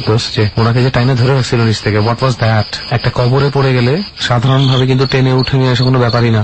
এই জন্যই তো মনে হচ্ছে যে এটা অদ্ভুত। আরেকজন টান দিয়ে তোলাটা খুব বেশি টাফ কিছু ছিল। আপনার কাছে কি মনে হয়েছিল কেউ আপনাকে ধরে রাখছে? আমার কাছে মনে হয়েছিল যে মানুষের মতে যে কেউ আমার 2 পা মানে আটকে ধরে রাখছে, নিজ দিকে টানতেছে যাতে আমি উপর থেকে না উঠতে পারতেছি। আচ্ছা আচ্ছা আচ্ছা। আপনি আরেকটা কথা বলতেছিলেন যে 4 মাস পরের একটা ঘটনা। না, আজ থেকে মানে 4 মাস আগের। আজ থেকে এই ঘটনাটা কিরকম? তো আমি আমাদের গ্রামে একটি দোকানে জব করি, এটা আপনার রড সিমেন্টের দোকান। দোকানের সম্পূর্ণ দায়িত্বটা আমার উপরে। আপনাদের ওই মান্দ্রা গ্রামে? হ্যাঁ, মান্দ্রা গ্রামে ভাগকুল বাজার, এটা বাজারের দোকানটা। যখন ঢাকায় থেকে মাল যায় ট্রাক বোঝাই করে, রাত্র কখনো 9টা-10টার দিকে মাল যায়। যখন 10টার দিকে মাল যায় তখন মাল লেবার দিয়ে দোকানে মানে ভরতে দেখা গেছে কখনো 11টা, 11:30, 12টা, 12:30 বেজে যায়। আচ্ছা, ঠিক আছে। তখন দোকান বন্ধ করে বাসায় আসি। তো সেদিনও রাত্র 10টার দিকে মাল আসছে দোকানে। তো বসে বলতেছে আনোয়ার মাল দোকানে মানে লেবার দিয়ে ঢুকে, তুমি আমার সাথে আরেকটা ছেলে ছিল, তোমরা চলে যাও। লেবার দিয়ে মাল ওদিন ঘরের ভিতরে ঢুকাইলাম। ঢুকানোর পরে ঢুকাইতে প্রায় 12:30 বেজে গেছে। আমাদের গ্রামে আবার অনেক কুকুর আছে, রাত্রে গেলে ঘেউ ঘেউ করে। তা আমি একটা রড হাতে করে নিয়ে বাড়ির দিকে রওনা দিলাম। তো আমার সাথে যেই লোকটা ছিল ওই লোকটা আবার অন্য গ্রামের, আমার সাথে খানিক আসার পর উনি বাঁ দিকে রাস্তা আছে, ওই রাস্তাতে বাড়িতে চলে যাবে, আমি ডান দিকে আমাদের গ্রামের যে রাস্তা বাড়ির ওই রাস্তা দিয়ে আসবো। আচ্ছা। তো ইতিপূর্বে আমাদের ওই বাড়ির রাস্তার মাঝে অনেক ঘটনা আছে, ওগুলা বলতে চাই না, ওগুলা গ্রামের সবাই জানে। কিরকম ঘটনা আছে যদি আমরা একটু জানি? যেমন একটি ছেলে মানে মাছ ধরতে বর্ষাকালে ওই গ্রামে একটা পুকুর আছে, পুকুরের পাশে মানে কোচ দিয়ে আমরা যে টেটা বলি মাছ ধরার জন্য রাত্র 10টার দিকে বের হয়েছে। তো পুকুরের পাশ দিয়ে মাছ ধরতেছে, তো ও দেখে যে একটা মহিলা ওর দিকে আসতেছে। তো ইয়াং ছেলে অনেক সাহসী, মহিলা ওর দিকে আসতেছে, ও মানে মহিলা দিকে যাচ্ছে। রাত তো বেশি না, তখন 10টার মতো বাজে। আচ্ছা। তো এক পর্যায়ে মহিলা ওর কাছাকাছি চলে আসছে, আইসা ওর হাত ধরছে। যখন ওর হাত ধরছে, ও মহিলার মাথার চুল ধরছে। চুল ধরার পরে ও যখন পা দিকে তাকাইছে, দেখে মহিলার মানে পা দুটা নাই, মানে ভাসমান অবস্থায় রয়েছে। তো ওই অবস্থা দেখানোর পর ও মহিলাকে যখন হাত ছুটাইতে চায়, মহিলা ওকে মানে খামচি দেয়। মানে এক পর্যায়ে মহিলার সাথে ওর সাথে ধাক্কাধাক্কি বা এই ধরনের অনেক কিছু হয়েছে। তো আমাদের গ্রামে ফিরোজ নামে এক আঙ্কেল আছে, ওনার বাড়ির পাশে, উনি রাত্রে মানে লাইট নিয়ে যখন বের হয়েছে প্রসাব করার জন্য, তো দেখো ওখানে মানে জঙ্গলের দিকে লড়তেছে। তো উনি লাইট মারছে, লাইট মারে দেখে কোনো লোকজন হয়তো জঙ্গলে ঘোরাঘুরি করতেছে। আচ্ছা। তো যখন উনি সামনে গেছে, গিয়ে দেখুন ঘরের পাশে সেই ছেলেটা মানে মাটিতে পয়রা ঘোরাঘুরি করতেছে। তখন আর বলতেছে বিল্লাল তো এখানে, তখন বলতেছে যে আঙ্কেল আমি এখানে আমার কি ধরছে। তো ওই অবস্থায় মানে কিছু বলতে পারে না। ওর যখন বাড়িতে আনছে, যখন ও সুস্থ হয়েছে, বিস্তারিত সবকিছু ওর কাছ থেকে যখন এলাকার সবাই শুনছে, শোনার পর ওর মানে ঘাড়ে যে দাগগুলা ছিল খামচির, ওগুলো দেখা গেছে। আমি ওর সাথে আমার এক ফ্রেন্ডে নিয়ে যে কথাও বলছি, বিস্তারিত সব শুনেছি ওই জায়গার ঘটনা। কিন্তু তার সপ্তাহখানিক পরে যে একটা ঘটনা, এক মুরব্বী ফজরের নামাজের সময় অজু করার জন্য কলপার গেছে, ওনার নাম তুতামিয়া। তো ওই লোক যখন অজু করতে কলপারে গেছে, অজু করতেছে, তো কলের পানি গ্রামের তো মাটি গর্তে যায়, গর্ত, ওই গর্তর দিকে পেছন দিয়ে উনি কলে মানে অজু করতেছে। তো পেছন থেকে ওনাকে কে যেন টাইনে নিয়ে যেতেছে, ওনার মানে জামা ধরে। উনি জোরে জোরে চিৎকার করতেছে যে কি আছো, বাঁচাও বাঁচাও, আমাকে যে নিয়ে যাচ্ছে। ফজরের সময় অনেক লোকই নামাজের জন্য ওঠে, চিল্লান পেয়ে বাড়ির লোকজন বের হয়েছে। লোকজন যে দেখে উনি একটা নারকেল গাছ পেঁচায় ধরে চিল্লাইতেছে। তারপরে ওনাকে যখন ধরে আনছে সবাই, আনার পরে উনি মানে ওনার জ্ঞান নেই, অজ্ঞান হয়ে গেছে। তখন যাই সবাই যখন অনেকক্ষণ পরে জ্ঞান ফিরছে, এই ফকিরে নিয়ে যাওয়ানোর পরে জ্ঞান ফেরার পরে উনি বলতেছে এই অবস্থা কি যেন আমাকে পেছন থেকে নিয়ে গেছে ধরে। তো আমি ওই ঘটনা শোনার পর আমার দুই ফ্রেন্ডকে নিয়ে ওনার বাসায় গেছি। যাওয়ানোর পরে দেখি উনি অসুস্থ। ওনার ওয়াইফকে আমি জিজ্ঞেস করলাম, ওনার ওয়াইফ সবকিছু বললো যে হ্যাঁ এই ঘটনা হয়েছে। তো এই রাস্তাটা হচ্ছে এই ধরনের ব্যাপারগুলোর কারণে একটু গ্রামের মানুষের কাছে পরিচিত। তো সেই রাস্তায় সেই রাস্তায় প্রায় ঘটে, এখনো ঘটতেছে। আচ্ছা, সেই রাস্তায় আপনি রাতের বেলা যাচ্ছিলাম। তো পাকা রাস্তা থেকে আমাদের গ্রামের কাঁচা রাস্তাটায় নামার আগেই একটা গাব গাছ। তো ওই গাব গাছটা পাকা রাস্তা থেকে যখন আমি কাঁচা রাস্তায় ফা লাইলাম, তখন হঠাৎ মানে আমার শরীর কেমন মানে পশম গুলো বড় হয়ে গেল। গভীর রাত, মানে গ্রামের সবাই নির্ঝুম ঘুমাইসে পড়ছে। একটা পাতা পড়লে মনে হয় যেন গাছ থেকে লাফিয়ে পড়লে, এমন অবস্থা। যখন আমার এমন লাগলো, তখন আমি আয়াতুল কুরসি, সূরা ফালাক, ইখলাস পড়ে আমার দেহে দম করলাম। আর আমার সেই ঘটনাগুলো মনে পড়ছে যেখানে অনেকে ভয় পায়। তো যখন আমি সামনে একটা বট গাছ, ওখানে হিন্দুরা বিশেষ করে ভোগ দেয়, ওই বট গাছটা মানে ক্রস করবো, তার একটু আগে দেখি বট গাছটার পাশে মানে একটা সাদা একটা বিড়াল। তো বিড়ালটা স্বাভাবিক বিড়ালের চেয়ে বড়। তো ওটা দেখানোর পর আমার মানে কেমন ভয় লাগলো। তো আমি চিন্তা করলাম আমি কি আবার পেছন থেকে চলে যাব, পেছনে আমি কোথায় যাবো, কারণ আমার এই রাস্তা দিয়ে আমাদের বাসায় চলে আসতে হবে। তো আমি বিড়ালটা দেখে আমি খানিকটা দাঁড়ালাম। তো দাঁড়ানোর পর বিড়ালটা কি করলো, মানে বাসের দিকে একটা জঙ্গলের দিকে আস্তে করে ঢুকে গেল। তো আমি যখন ওই বট গাছটা ক্রস করে একটু সামনে আসলাম, তখন আমার মনে হয় যে সামনে একটা কালো ছায়া দেখি, আবার মানে একটু পর দেখি না। তো আমি চিন্তা করলাম অনেক রাত, হয়তো ঘুমের চোখে হয়তো বা আমার আবার গাছের ছায়াটা। তো আমার কাছে একটা মোবাইল ফোন ছিল, মোবাইল ফোনের সামনে একটা লাইট আছে, হালকা আলো, অন্ধকার রাত। তো আমি ওই লাইটটা মাইরে আসতেছি। যখন একটু সামনে আসছি, এখন দেখি আমার মানে সামনে একটা 3 বছর 4 বছর হবে এত একটা বাচ্চা। তো বাচ্চাটা আমার সামনে মানে হাঁটতেছে। তো আমি বাচ্চা দেখে আমি হঠাৎ মানে ভয় পেয়ে গেলাম, এত রাত্রে তো কোনো বাচ্চা এখানে আসার কোনো কথা না। তো যখন বাচ্চাটা আমার সামনে হাঁটে, আমি অস্তে হাঁটি। তো এক পর্যায়ে আমি দেখলাম বাচ্চাটা একটা গাছের আড়ালে চলে গেল। প্রথম আমি চিন্তা করলাম তো আমি এখান থেকে কি করবো, এখন দৌড় দিব কি না, আমি মানে এমনও চিন্তা করতে পারতেছি না। তো বাচ্চাটাকে দেখে আপনি ভয় পেলেন কেন? আপনার কি মনে হয়নি বাচ্চাটা কোন বাড়ি থেকে আবার হারাটারা গেল কিনা? কারণ বাচ্চাটা দেখে ভয় পাওয়ার, এত রাতে বাচ্চাটা যখন আমি দেখছি একবার বাঁ দিক থেকে আমার দিকে তাকালো, আমার চোখ দুটো এত বড়, মানে সাধারণ কোন ছেলে বাচ্চার চোখ এত বড় হয় না। এত রাত্রে একটা বাচ্চা এখানে তো আসার কোনো প্রশ্ন ওঠে না, যেখানে একটা মানুষের কোনো নিঝুম নাই, একটা গাছের পাতা পড়তেছে, মানে আমি ভয় পেয়ে উঠেছি, না জানি কি গাছ দিয়ে ফাল দিয়ে পড়লো। আর ওই মুহূর্তে এমন একটা দৃশ্য, যখন আমি বাচ্চাটাকে ক্রস করে মানে গাছের আড়ালে গেল, আমি ডান, তখন আমি তাড়াতাড়ি বাড়ির দিকে যখন চলে আসতেছি, তো হঠাৎ দেখি বাচ্চা আবার আমার সামনে। আমি গাছের আড়ালে গেল, তখন আর দেখলাম না, যখন আবার সামন দিকে হাঁটতেছি ঠিক হঠাৎ বাচ্চাটা আবার আমার সামনে আবার হাঁটতেছে। তো আমি যখন বাচ্চাটা আমার সামনে হাঁটতেছে, হঠাৎ আমি মানে ওইটা দৃশ্যটা দেখার পরে আমার ডান দিকে একটা বাড়ি, বাড়িতে একটা লাইট জ্বালানো ছিল। তো আমি চিন্তা করলাম যে বাসায় ধরে কেউ ডাক দিই।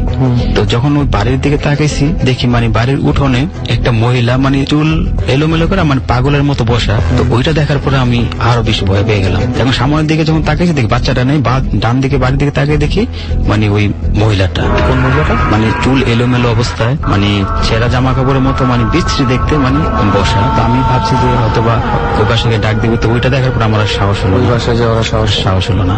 তো এখন ওই মুহূর্তে আমার শরীর এত ভারী হয়ে গেল, শরীরের পশম গুলা মানে বড় হয়ে গেছে, চুলগুলা মনে হয় যে মানে বড় হয়ে গেছে। তো আমি ভয়ে আমি মোবাইলের লাইটটা সামনের দিকে জ্বালাই আমি বাড়ির দিকে দৌড়াচ্ছি। তো দৌড়াচ্ছি মানে এত জোরে দৌড়াচ্ছি, আমার মনে হচ্ছে যে আমার মানে দৌড়াতে যেখানে বাড়িতে দৌড়ে আসলে হয়তো 5-6 মিনিট লাগবে। এত জোরে দৌড়াচ্ছি, আমার মনে হচ্ছে যে আমি বাড়িতে যেতে পারছি না। তো এক পর্যায়ে অনেক কষ্ট করে আমি বাড়ির প্রায় উঠোনের চলে গেছি। তো আমার যতক্ষণ আমি রাস্তায় দৌড়াইছি, আমার মনে হচ্ছে যে আমার পেছনে কে যেন আমাকে ধরছে বা ধরার চেষ্টা করতেছে। তারপর আমার দেহ এত ওজন হয়ে গেছিল, মনে হচ্ছে যে আমার উপরে কেউ মানে বৈশা দিচ্ছে। তারপর আমি অনেক কষ্ট করে মানে উন্মাদের মতো দৌড়ে বাসায় এসে, ঠিক আছে, মাকে মানে দরজা লক করে বলছি, মা দরজা খুলো। তো তখন মা মানে অবাক, কি হয়েছে, আমি মাকে ধরে ঠিক আছে বলতেছি, মা রাস্তায় ভয় পেয়েছি। তো মা তখন কি করলো, আমাদের ঘরে সুরমা আছে, গ্রামের মানুষ বিশেষ করে ভয় পাইলে সুরমা দিয়ে ভিজে পানি দিয়ে খাওয়ায়, তারপর লবণ পানিও দেয়। তখন মা কি করলো, বড় ভাইকে ডাকলো, ডাকার পর বললো এই অবস্থা, আনোয়ার তো রাত্রে ভয় পেয়েছে। তো মসজিদে আমাদের ইমাম সাহেব থাকে, ডাকার পর ইমাম সাহেব আইসা আমাকে ঝাড়ফু করে পানি পড়া দিয়ে গেল। তো তারপরে আমি ইনশাল্লাহ সুস্থ ছিলাম বা আমার এ পড়ার কোনো সমস্যা হয়নি। তো তারপরে আমি ওই রাস্তা দিয়ে রাত্রে আমি কখনো আসতাম না, আমি সন্ধ্যা হলে তার আগে বাসা চলে আসতাম। আর এখনো ওখানে মানুষ সন্ধ্যার পরে একা কেউ যায় না ওই রাস্তাটা। তো আনোয়ার ভাই, আপনার সাথে যে ঘটনাগুলো ঘটছে এগুলো তো শুনলাম। তো ব্যাপারটা যেটা আমি আপনাকে একটা প্রশ্ন করতে চাচ্ছিলাম, সেটা হচ্ছে এরপরে কি কখনো ওই কবরস্থানে, প্রথমে যে গল্পটা বললেন, সেই কবরস্থানে কি আপনি দিনের বেলা কখনো যে দেখেছিলেন যে আপনি কোন কবরে পড়ে গিয়েছিলেন বা ওই কবরটার অবস্থা এখন কি? বিশেষ করে তারপরে আমি কবরের দিকে আমি গেলে আমার মানে খুব ভয় লাগতো। মানে দিনেও আমি কবরের দিকে এরপর যেতে পারতাম না, মানে ওদিকে গেলে আমার মানে সেই কথাটা যখন মনে পড়তো আমার এত ভয় লাগতো, মানে শরীর ভার হয়ে যেত। এরপরে আমি ওটা দেখার কোনো আমার মানে মনে এত আগ্রহ, আগের যে আগ্রহ ছিল এক সময়, এটা দেখার পর আমার মনে আর কখনো আগ্রহ জাগে না যে না আমি আর ভয়ের প্রতি যে একটা ইন্টারেস্ট আপনার ছিল, দেখি যে ভয় লাগে কিনা, সেই ইন্টারেস্টটা আপনার ওইখানেই শেষ হয়ে। এরপরে আমি আর কবরস্থানে কখনো যাইনি। তো যাতায়াত করলে দূর থেকে দেখা গেলে আমি ওদিকে আমি তাকানোর চেষ্টা করি না। আচ্ছা আচ্ছা। আর সেই যে বাড়িতে আপনি এলোমেলো চুলের মহিলাটাকে দেখছেন, আচ্ছা, সেই বাড়িটা তো আপনাদের গ্রামের ভিতরে? গ্রামের ভিতরে। তো ওইটাকে আসলে মানে ওই বাড়ি থেকে আপনার পরিচিত কেউ থাকতো বা যারা থাকতো তাদেরকে কি চেনা জানা ছিল তাদের সাথে? হ্যাঁ, চেনা ছিল। ওই যে একটা ছেলের কথা বলছিলাম যে বিল্লাল, ওই বাড়িটা বিল্লালদের বাড়ি। আচ্ছা, ওটা বিল্লালদেরই বাড়ি ছিল? বিল্লালদের। তো বিল্লালকে কি কখনো পরে জিজ্ঞেস করা হয়েছিল যে এরকম আমি দেখেছি তোদের বাড়িতে? হ্যাঁ, এটা জিজ্ঞেস করছে অনেকে বলে এখানে তো অবশ্যই খারাপ দিন অনেকে দেখে থাকতে পারে, কারণ এটা একটা কনফার্ম হয়ে বলতে পারে না যে কে কখন কি কোথায় কি। না সেটাকে বলতে পারে না। আর ওই বাসা থেকে ওই সময় কি বের হয়নি অত রাত্রে 1টা বাজে। এতগুলো ঘটনা শোনার পর মানে একটা ঘটনা না আজকে না বলে পারছি না। এই ঘটনাটা বিশেষ করে মনে কর অনেক আগ্রহী বন্ধুদেরকে তো আমরা পেয়েছি না, যে ভূতের পিছনে ছুটে বেড়ায়। যেমন আনোয়ার ভাইরাও ভূত দেখার জন্য বন্ধুদেরকে নিয়ে বিভিন্ন জায়গায় যেত। এমন আগ্রহী মানুষ যারা আছে, খুব অতি উৎসাহী ব্যক্তি যারা আছে, এই অতি উৎসাহের ফলে যে কখনো কখনো বড় ধরনের বিপদ ঘটে যায়, তো তাদের জন্যই আর কি এটা আমার লাইফের দেখা একটা ঘটনা আজকে একটু সবার সঙ্গেই বলতে চাই। মানে যদিও আমাদের যাওয়ার সময় হয়ে যাচ্ছে, বল। হিন্দু ধর্মে একটা বিষয় আছে যে কেউ যখন মারা যায় তাকে দাহ করার পর একটা নির্দিষ্ট সময় পর, একটা নির্দিষ্ট দিন পর সেখানে শ্রাদ্ধ করা হয়। তো ওই যে অনুষ্ঠানগুলো আছে, সেখানে একটা অনুষ্ঠান আছে যে মৃত ব্যক্তি যেই খাবারগুলো খেতে পছন্দ করে সেই খাবারগুলো একটা পাত্রের মধ্যে সাজিয়ে কোনো একটা জায়গায় রাতের বেলা দেয়া হয়। মানে বিশ্বাস হচ্ছে এটা যে এখানে সে এসে এই খাবারটা খাবে। তো এমন একটা জায়গায় দেয়া হয়, সাধারণত নদীর ধারে বা পুকুর পাড়ে বা একটা নির্জন স্থানে, যেখানে মানুষের ওই সময়টাতে আনাগোনা খুব একটা থাকে না। আমাদের এখানে একটা ঘটনা ঘটেছে। আমাদের এখানে একজন দাদি ছিলেন, খুব বয়স্ক ছিল, পাশের বাড়ির, প্রায় 90 বছর বয়স হয়ে গেছিল। উনি অনেকদিন যাবৎ রোগে ভুগছিলেন, হেপাটাইটিস হয়েছিল ওনার। তো শেষ পর্যায়ে এমন অবস্থা হয়ে গেছিল, মানে পুরো শরীর হলুদ হয়ে গিয়েছিল, দেখলে ভয় করত। গোসল করলে সেই পানিটা পর্যন্ত হলুদ হয়ে যেত, এমন অবস্থা হয়ে গিয়েছিল। তো তিনি যখন মারা যান, তো সেখানে সেই একই এই অনুষ্ঠানটায় উনি যা যা খেতে পছন্দ করতেন সেই খাবারগুলো একটা পাত্রের মধ্যে সাজিয়ে সুন্দর করে রেখে নদীর ধারে রাখা হলো। এটা সন্ধ্যার দিকে দেয়া হয়। সন্ধ্যার দিকে দেওয়ার পর আর সেই জায়গাটাতে কোনো মানুষ আসা যাওয়া করে না। তো এই ক্ষেত্রে একটা ঘটনা ঘটলো কি, পাশের বাড়ির একটা মহিলা ছিল, উনিও বয়স্ক, ওনার বয়স প্রায় 50-60 মতো হবে। রাতের বেলা গ্রামে স্বাভাবিকভাবেই অ্যাটাচ বাথরুম থাকে না, বাইরে যেতে হয়। তো উনি যখন রাতের বেলা উঠে বাইরে গেল, হঠাৎ করে ওনার মধ্যে একটা মানে কৌতূহল জাগলো যে আসলে কি হয়, এটা কি সত্যিই মানে কেউ এসে খায়, আসলে কি হয়, ওনার একটা দেখার আগ্রহ জাগলো। নদীর পাড়টা তো অনেক নিচে ছিল, বাড়িগুলো ছিল একটু উপরে। তো ওখান থেকে সেখানে খেয়াল করলো সেখানে একটা মোমবাতিও জ্বালানো থাকে ছোট। হয়তো এই আবছা আলোতে মনে হয় কিছু একটা হয়তো বা উনি দেখেছে। দেখার পর ওনার আগ্রহটা আরো বেশি মাত্রায় মনে হয় বেড়ে গেছে। তো সে কি করলো, ওখান থেকে হাঁটতে হাঁটতে নিচের দিকে চলে গেছে, আর একটু কাছে গিয়ে দেখার চেষ্টা করলো। এভাবে একটু একটু কাছে যেতে যেতে যেতে যেতে একটা পর্যায়ে দেখা গেল কি, উনি ওই নদীর প্রায় ধারে চলে গেছে, যেখানে এই খাবারগুলো দেয়া হয়েছে ঠিক সেইখানটাতে চলে গেছে। তারপরে উনাকে হঠাৎ করে কি যেন একটা ধরেছে, মানে তাকে পানির দিকে টানছে, আর সে চাচ্ছে উপরে ডাঙার দিকে আসতে, কিন্তু কোনোভাবেই সে মানে কুলিয়ে উঠতে পারছে না। সেই মহিলারও কিন্তু শারীরিক সক্ষমতা তার বেশ ভালোই ছিল, কিন্তু সে কোনোভাবেই বাড়িগুলোর দিকে আসতে পারছে না, উপরে উঠতে পারছে না। তাকে টেনে পানির দিকে নিয়ে যাওয়া হচ্ছে। অনেক ধস্তাধস্তি করতে করতে একটা পর্যায়ে সত্যি সত্যি ওনাকে পানির দিকে নিচে নিয়ে পানিতে নিয়ে গেছে, প্রায় হাঁটু সমান পানিতে নিয়ে চলে গেছে। ওখান থেকে ওনাকে পানির মধ্যে বিভিন্ন ভাবে পানির নিচে মানে চুবানোর চেষ্টা করছে, পানির নিচে ধরে রাখছে, আবার কোন রকম উঠছে, আবার ধরছে। এরকম চলতেছে বেশ খানিকটা সময় যাবত। এই সময়ের মধ্যে আবার ঘটছে কি, আরো একজন মহিলা বের হয়েছে। তো কোনো না কোনো ভাবে তার হঠাৎ আবার ওখানে চোখ গেছে পরে সে দেখছে যে এই ধরনের কারবার চলতেছে। মনে হচ্ছে যে সে পানির মধ্যে নিজেই পানিতে ডুব দিচ্ছে, পানির নিচে চলে যাচ্ছে, আর কাউকে তো সে দেখতে পাচ্ছে না। তখন ওই মহিলা চিল্লাচিল্লি শুরু করে দিছে, চিৎকার চেঁচামেচি শুরু করে দিছে। তো আশেপাশের মানুষ সব উঠে গেছে, সবাই গিয়ে তখন তাকে এই নদী থেকে তুলে আনছে। ওই দিন রাত থেকে, ওই ঘটনার পর থেকে এই মহিলা পুরো অ্যাবনর্মাল হয়ে গেছে। যে মহিলা এই খাবারটা কে খায় দেখতে গিয়েছিল, মনে কর যে মানুষটা স্বাভাবিক ছিল সে আবল তাবল কথা বলছে, কি বলছে না বলছে, যে কাউকে বকাবকি করছে, গালিগালাজ করছে, ওই বিভিন্ন দিকে বিভিন্ন কিছু দেখাচ্ছে। মনে কর আমরা কেউ কিছু দেখতে পাচ্ছি না, ওখানে দেখাচ্ছে কিছু একটা আছে, কাউকে ধমকাচ্ছে, কাউকে বকা দিচ্ছে, অথচ আমরা কিচ্ছু দেখতে পাচ্ছি না। রাত তখন 2টা-3টা বাজে, আমি তখন উঠে গেছিলাম। ওই ভয়টা আরো বেশি পেয়ে গেছে ওনার এই অ্যাবনর্মাল অবস্থা দেখে। জীবনে আমরা ওনাকে এই অ্যাবনর্মাল অবস্থায় দেখিনি। প্রায় 2 দিন পর্যন্ত এই অবস্থা ছিল। দিনের বেলা তো সেম অবস্থা। সবাই মনে করেছে আচ্ছা রাতটা পার হয়ে গেলে একটু ঘুমটুম ভালো হলে হয়তোবা ঠিক হয়ে যাবে, কিন্তু এরপরও দেখে যে এই অবস্থা কাটছে না। তার 2-3 দিন পর তাকে বিভিন্ন কবিরাজ জানিয়ে চিকিৎসা করানো হয়েছে। প্রায় 1 সপ্তাহ পর গিয়ে উনি কিছুটা স্বাভাবিক হয়েছে। আসলে এই ঘটনা হচ্ছে এই জন্যই বললাম যে খুব উৎসাহ কিছু জিনিসকে তার মতো ছেড়ে দিতে হয়। প্রকৃতির কিছু নিয়ম আছে, কিছু বিষয় আছে, সেগুলোকে সেই নিয়মে ঘটতে দেয়াই মনে হয় সবচেয়ে বুদ্ধিমানের কাজ। তো সব জায়গায় অযাচিত হস্তক্ষেপ করাটা মনে হয় অনেক জায়গায় ঠিক না, আর সেক্ষেত্রে এই ধরনের বিপদগুলো ঘটে। কেউ যদি ওই মহিলা যদি বের হয়ে তাকে না দেখতো তাহলে কিন্তু হয়তোবা তার সেদিনই ছিল শেষ দিন। যাই হোক, এটাই বলার ছিল। আমি এত পরিমাণ ভয় পেয়েছিলাম এটা। তারপরে অনেকবার ঘটেছে আমাদের এলাকায়, কেউ ভুলেও এটা দেখার সাহস করে নাই। দিস থিংস হ্যাপেন, মানে আমাদের কিছু জিনিসকে আমার মনে হয় রেস্ট্রিক্টেড জিনিসগুলো রেস্ট্রিক্টেডই রাখা উচিত। তারপরে কিছু ভয় আছে মানসিক, আমাদের কিছু ভয় কিন্তু মানসিক ভাবে হয়। যেমন এই বৃদ্ধের কথা শুনে পরে আমার যেটা মনে পড়ে গেল, আমাদের এলাকায় ছিল এরকম এক বৃদ্ধা, তখন TNT কলোনিতে থাকতাম ফকিরাপুলে। তো জাস্ট মানে উনি একটু কোনো এক কারণে, কোনো কারণ ছাড়াই আমার মাকে সে মতির মা বলে ডাকতো। আচ্ছা, এবং ওনাকে আমি খুব ভয় পেতাম, শুধু আমি না, কলোনির সব বাচ্চারাই ভয় পেত, কারণ she never did any harm two anyone. হ্যাঁ, কিন্তু ওনার চোখ মানে একেবারে, মানে আমি তোকে কি বলবো, যে বেড়াল চোখেরও একটা লিমিটেশন থাকে, ঠিক আছে? উনি টকটকা ফর্সা যেটাকে বলে সেরকম, প্রত্যেকটা চুল সাদা, একেবারে সাদা, এবং ওনার মানে শরীরে মাংস খুব কম। এবং ওনাকে আমি সিঁড়িতে হঠাৎ হঠাৎ দাঁড়িয়ে থাকতে দেখে আমার মনে আছে ছোটবেলায় আমি কি আতঙ্কের মধ্যে থাকতাম, সেই ব্ল্যাঙ্ক লুকটা যেটাতে উনি তাকিয়ে থাকতেন। তোর এই তাকানোর কথা যেটা একটু আগে বললি তুই, ওই মহিলার, ওটা শুনে মনে পড়ে গেল যে দৃষ্টি অনেক বড় ব্যাপার। যাই হোক, আজকে মানে আসলে ওই ঘটনা বলার পর দোস্ত আমি আরো বেশি হয়ে যাচ্ছে, মানে এটা মনে হয়।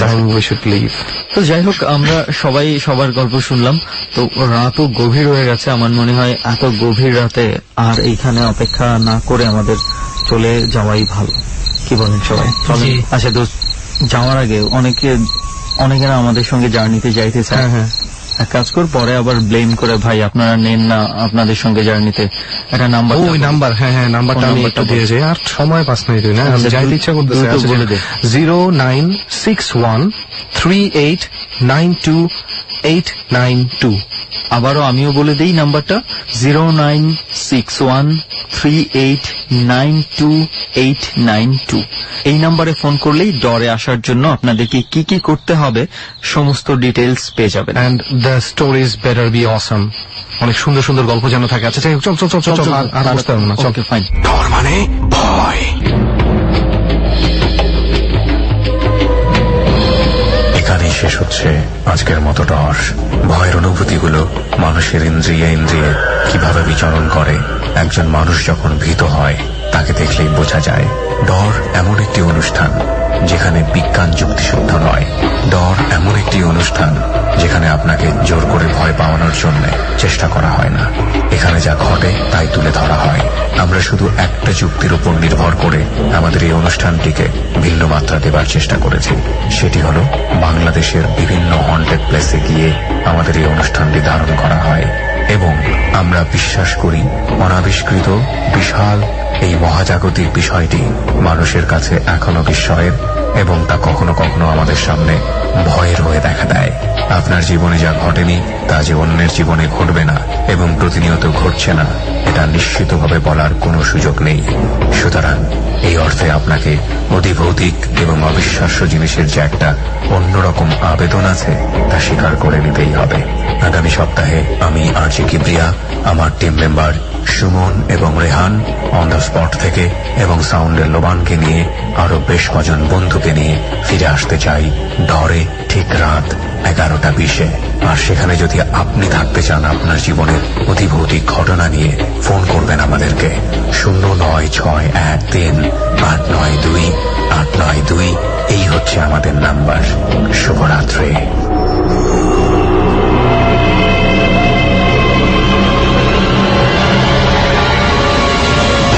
ডর মানে ভয়।